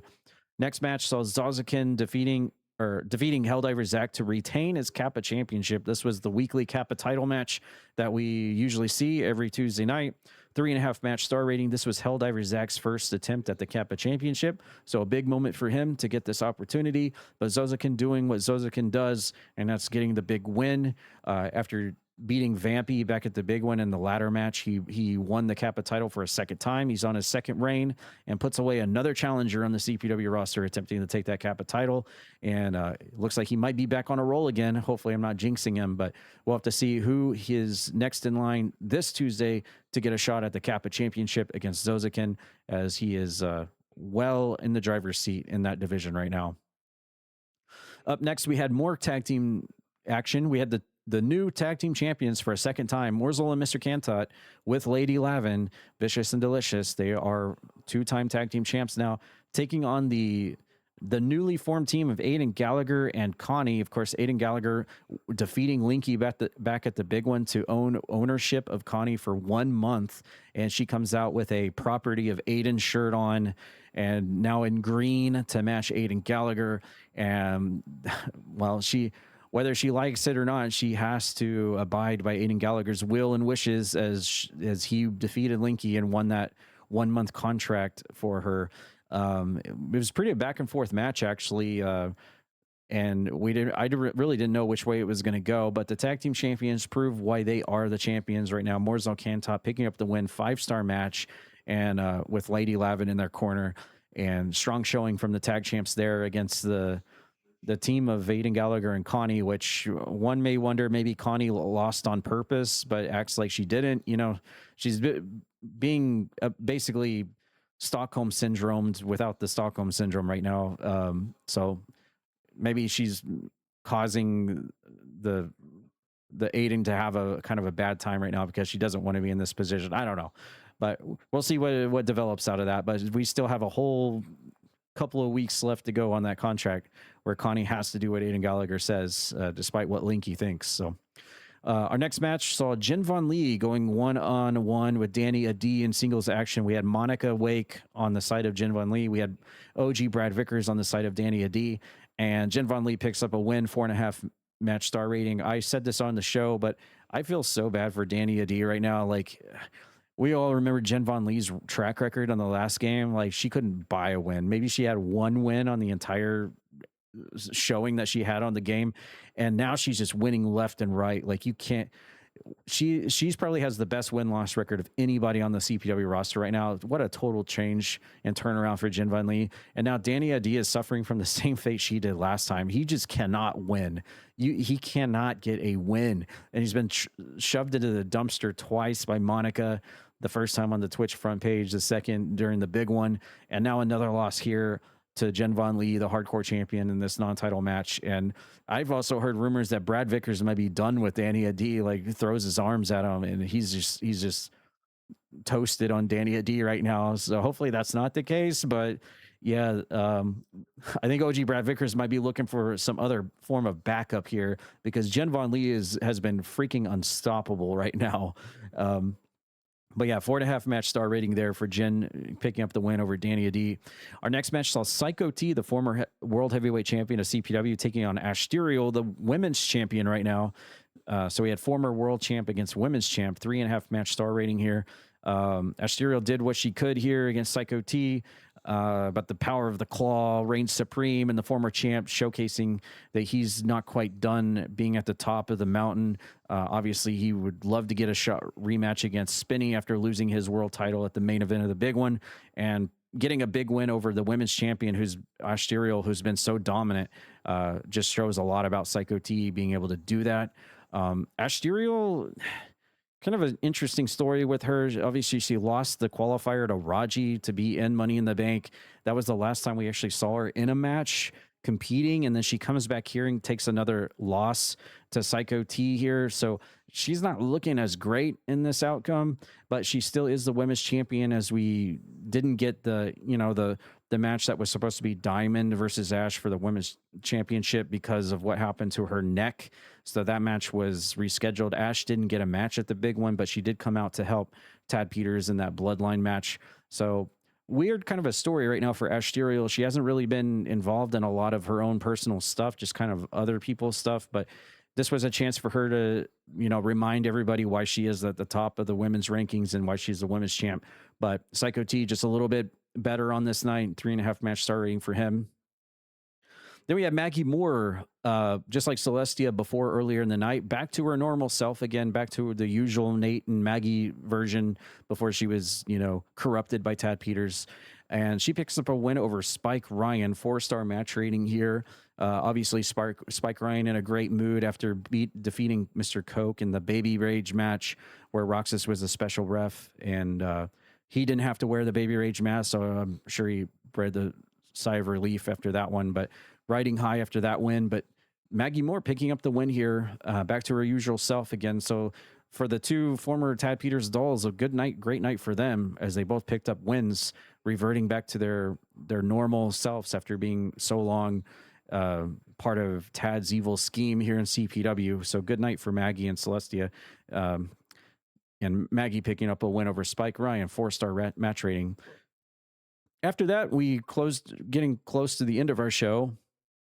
Our semi-main event of the evening saw Ryan Matthews, the current reigning Money in the Bank briefcase holder of CPW. He won the 8-person ladder match to hold the briefcase. He took on the former champion, Cassie Ryan, in a one-on-one match, 4.5 match star rating. This was a chance for Cassie Ryan, who also came to the ring with Pat McAfee now. I guess they have a relationship in CPW. 2 peas in a pod, if you ask me. But this was a chance for Cassie Ryan to get back up the ranks now that he's the former world heavyweight champion. This was a way for him to make a statement, and also for the same for Ryan Matthews to prove that it should be up in the top of the ranks while holding that briefcase. And he picks up a win over the former champion in singles action. So a big win here for both competitors, but it was Ryan Matthews who won out and showed that he can hang with someone like Cassidy Ryan. And yeah, we just have to continue to wonder where or what Ryan Matthews will cash his briefcase in on, because as we saw last year, Chain cashed it in on the international title, and it was a good decision. And so we'll have to see what Ryan Matthews goes with. It doesn't necessarily mean it's going to be the world heavyweight title, as everyone thinks. Maybe there's another weakness that someone sees on the roster, another weak champion, catch them while they're crippled, weak, down and out, and boom, you got yourself an instant title. It doesn't necessarily have to mean it's the world heavyweight title. And then before we got to our main event, we cut to the backstage area where Mike Metal, who competed in the first match, was ambushed by Azarene and Miles Wildmore in the parking lot. And it was a crazy ambush like we have seen from weeks and weeks between Azarene and Miles, where they just randomly target different people on the CPW roster and has just been running amok, just causing chaos, putting people on the injured list, and just spreading chaos wherever they can. They've been an unstoppable, just crazy force in the CPW roster, just trying to take everybody out. And they chose Mike Metal on this night, and it proved to be a bad decision because for some reason, the stars were aligned. I don't know. Mike Metal had luck on his side, the flip of the coin, whatever it was. He was able to turn away both of the Psycho Clowns, first knocking Miles Wildmore out and then knocking Azarene out, and standing tall, or at least I shouldn't say standing tall, at least kneeling on one knee after taking an absolute obliteration beatdown from the both of them. You could tell from the scars and bruising and everything on his body that he had definitely taken a beating and will definitely be feeling the effects of the 2-on-1 beatdown for a long time, but was able to walk out, the last one kneeling, I guess, over the other two. So he should definitely count his blessings. Not only did he win the opening match over Shadow Chrono, but surviving, I guess that's the best word to put it, surviving the ambush from the two evil clowns of CPW. And so lucky night for him. I hope he cashed the lottery ticket. And then that moves us to our main event of the evening, where it was the World Heavyweight Champion Spinny teaming up with Grem and Hype to take on Raji, Wizard Boz, and Feats. This was kind of a hodgepodge combination of the World Heavyweight title division and the former television title division. As we know, Hype and Feats were battling over that TV title that now Buttons has and still has. And their feud, Hype and Feats, have kind of escalated into something in itself now. And wouldn't be surprised if we see a one-on-one showdown between these two, of very hot rivalry and feud leading up between those two to the end of May. And then on the other side of the coin, you got Spinny, the current World Heavyweight Champion, and of course Grem, Raji, and Boz, also all former World Heavyweight Champions, all combined in the same match. And so we don't really know what the outcome is going to be of the world title right now. Obviously, Psycho T probably first in line to get a rematch after losing at the big one against Spinny, especially after how that match kind of ended kind of abruptly and just kind of out of nowhere. I feel like there's more story to tell there between Psycho T versus Spinny for that world belt. But at the same time, there's always a chance in those ranks to get wins, impress the backstage area, and climb up those ranks. You know, if you get a win over another person in that rank, you know, that's bragging rights. That propels you up closer to an opportunity for that title belt. And on this night, Grem really won out, I would say. He tagged with the world champion and Hype, but he defeated Raji and Boz, who are also all in that world title ranking. So that really helps Grem out a lot there, being on the winning team in the main event. Yeah, no boo. But yeah, Grem looked good there in the main event, as did the world champion Spinny. I mean, it would not look really that great if you're the world champion and you're on the losing side. So also helped her out a lot as well in the momentum for Hype versus Feats moving forward in their own personal rivalry. But I'm sure that was the show for last Tuesday. I'm sure this Tuesday we're going to find out a little bit more about the story of the world title. What's going to happen? Is Spinny going to defend against probably the obvious choice, which is a rematch with Psycho T? What's going to happen with the rest of the former world heavyweight champions? Where are they going to go? And then there's a lot of other stuff happening. Of course, last Tuesday was also the debut of our comic book strip segments as well, which a lot of you really enjoyed, and those will be back, and I can't wait to show some more. For example, we had Sumo and Buttons having a pre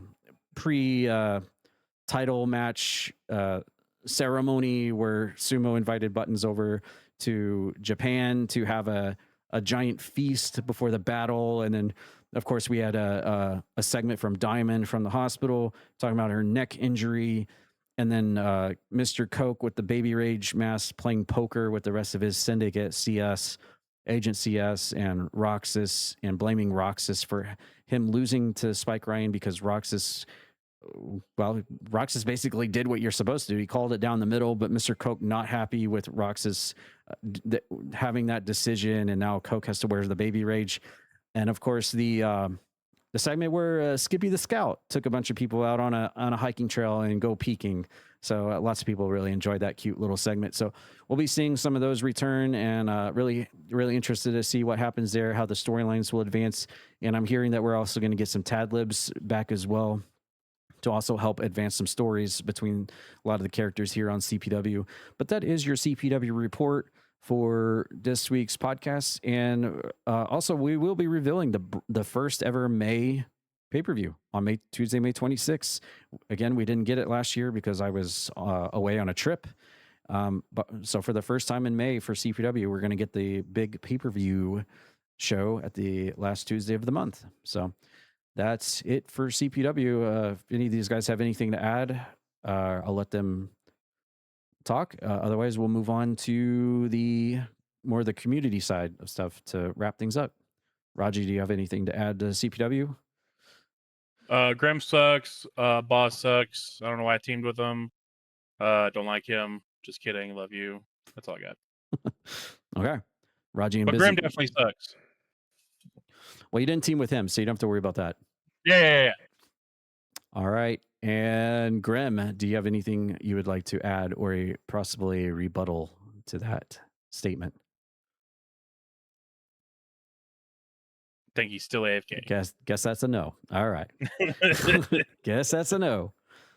All right. Well, told you he sucks. Yeah. All right. Well, that'll wrap up the CPW. We only have two things left to do now on the podcast. We're going to start off with just kind of some shout outs to the Croakitoad stream team and community. I did leave a post in the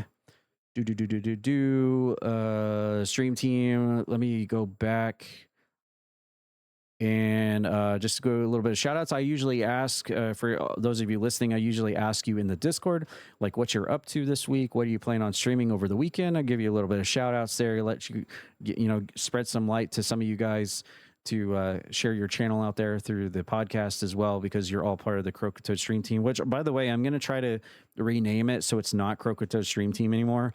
I've heard a good suggestion as Team Toad. I know that's kind of generic, but I don't know. I was in such a hurry once I got partnered to like quickly create a team, because that's the only thing I wanted to do. That was the only thing I cared about, that I just made it Croakitoad stream team. I'm like, in hindsight, I don't really like my name being in the team because, just the perception is, oh, it's all about me. I don't want that. I never wanted that. It was just the first thing I thought of. So I'm going to try to see if I can get that name changed to something like Team Toad or something like that. So that's a work in progress. I'm going to be contacting Twitch about seeing if I can change that. But with that being said, also just want a quick shout out to Atomic Bomb 1980, who is our newest member of the stream team. So welcome Atomic Bomb 1980 for joining the Croakitoad stream team. But yeah, some of you guys replied back to my post and we're saying, let's see, let's start from the top.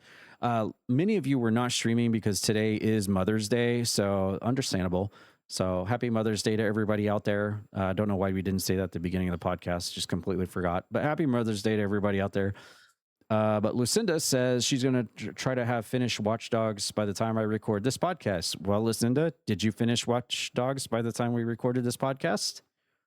Can confirm she did. I was in her stream earlier today. She did. Oh, very well done. Nice. I wouldn't expect anything less from Lucinda to be on track and on course and do what she says she's going to do. Very efficient. Very well done. All right. Then Feet said he just finished Wild 9. Was a bit of a hidden gem on PS1 that got redeemed for me to play via channel points. Going to play Apocalypse starring Bruce Willis next. Also a channel point redeem. The usual TRLEs and Dino Crisis speedruns too over the next week as well. Okay. I actually remember that Apocalypse game. I never played it, but I remember the game cover. That was PS1, I believe. That's the same thing I was thinking of. I was like, I just remember the PS1 box art, and that's all I can remember from that game. Up next, we had Roxas. He said, I'll stream today before multiplayer doing Xenosaga Episode 2. Okay, I'm not sure if he actually did that, but, shout out regardless. Let's see. And then Jojo Spud mentioned that she's basically not going to be streaming because of Mother's Day. So happy Mother's Day to you, Jojo Spud. I hope you had a great one.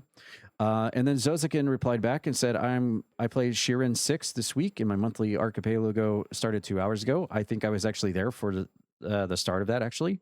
Yeah, I was, because that was before I went to go watch the movie. Yeah. This time, one of my subscribers made the settings for me, so I have to find out what the settings are for my game during play. Oh, you have to let us know how it went, Zozakin, because I know you are an avid listener of our podcast. So let us know, how did the run go? And I guess I'll turn my attention to who's streaming right now, as a matter of fact. Oh, and look at here. We have Roxas streaming right now as we record this podcast. He's playing Infamous 2 right now. I suck! Yep, probably doing that as well. And we have RE Kitten, who literally just started streaming, and looks like she is going to be playing some Core Keeper.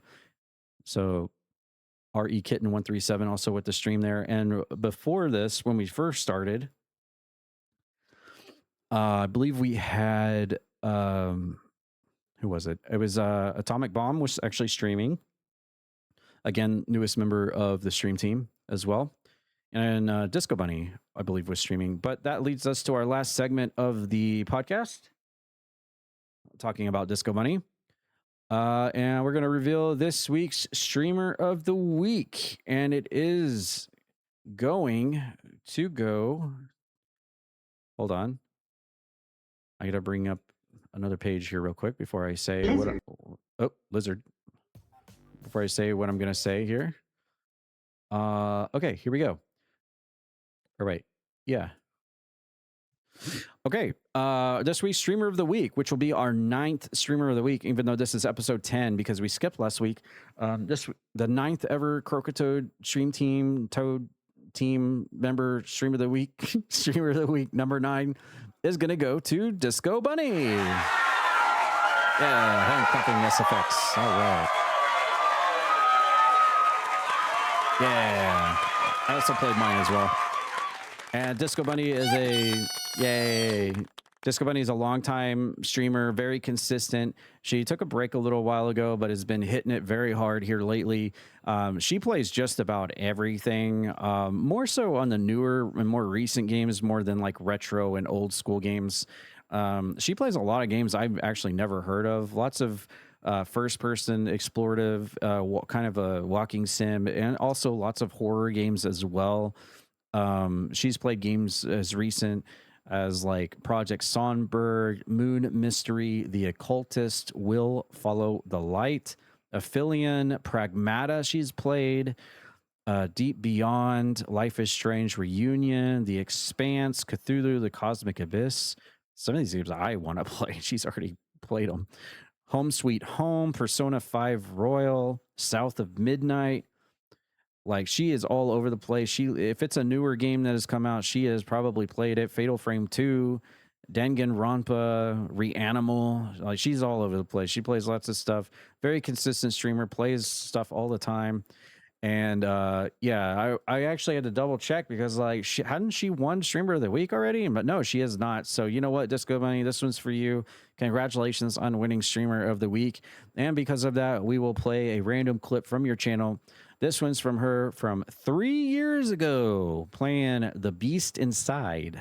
Don't believe I've actually played this one before, but there's a little bit of a jump scare here, just to let you guys know. And for anyone listening to the podcast, you can actually avert your eyes to the podcast screen because you can see what we are about to play. This week's clip of the week from our Croakitoad Streamer of the Week, Disco Bunny. Here you go. Definitely something in the briefcase. Definitely. I have to get in there. Whatever happened. I hope it's not my... Oh, wait, hold on. It's not capturing. One moment.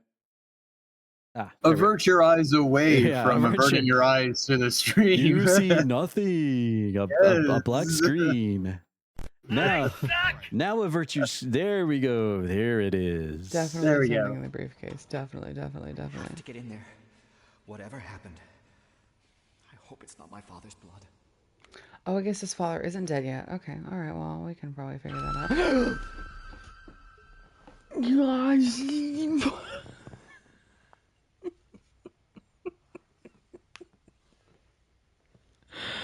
Why?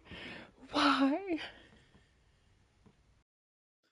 Well, there you go. I've definitely been in that situation before where you get completely jump scared out of your mind. And that is one that we've all been there before, actually. And jump scare when you at least expect something to pop out in front of you. But there you go, Disco Bunny. Congratulations on being our 9th ever Croakitoad Streamer of the Week. And I know you've been through some rough and kind of bad times here lately, so hopefully this makes you feel a little better, being recognized for all your hard work and hours you put in streaming and everything, and appreciate your support over the years and helping me get to where I am, and just want to show appreciation back to you. So hopefully this puts a smile on your face when you hear this. But that's it for episode 10. Whoa, this was a long one. This might be the longest one, but we had to make up for 2 weeks of time. Hopefully we don't have to do that again. But yeah, I guess we'll leave it here unless Raji or Grem have anything else to add. And hopefully next 7 days from tonight, from now, we'll be back on shorter time.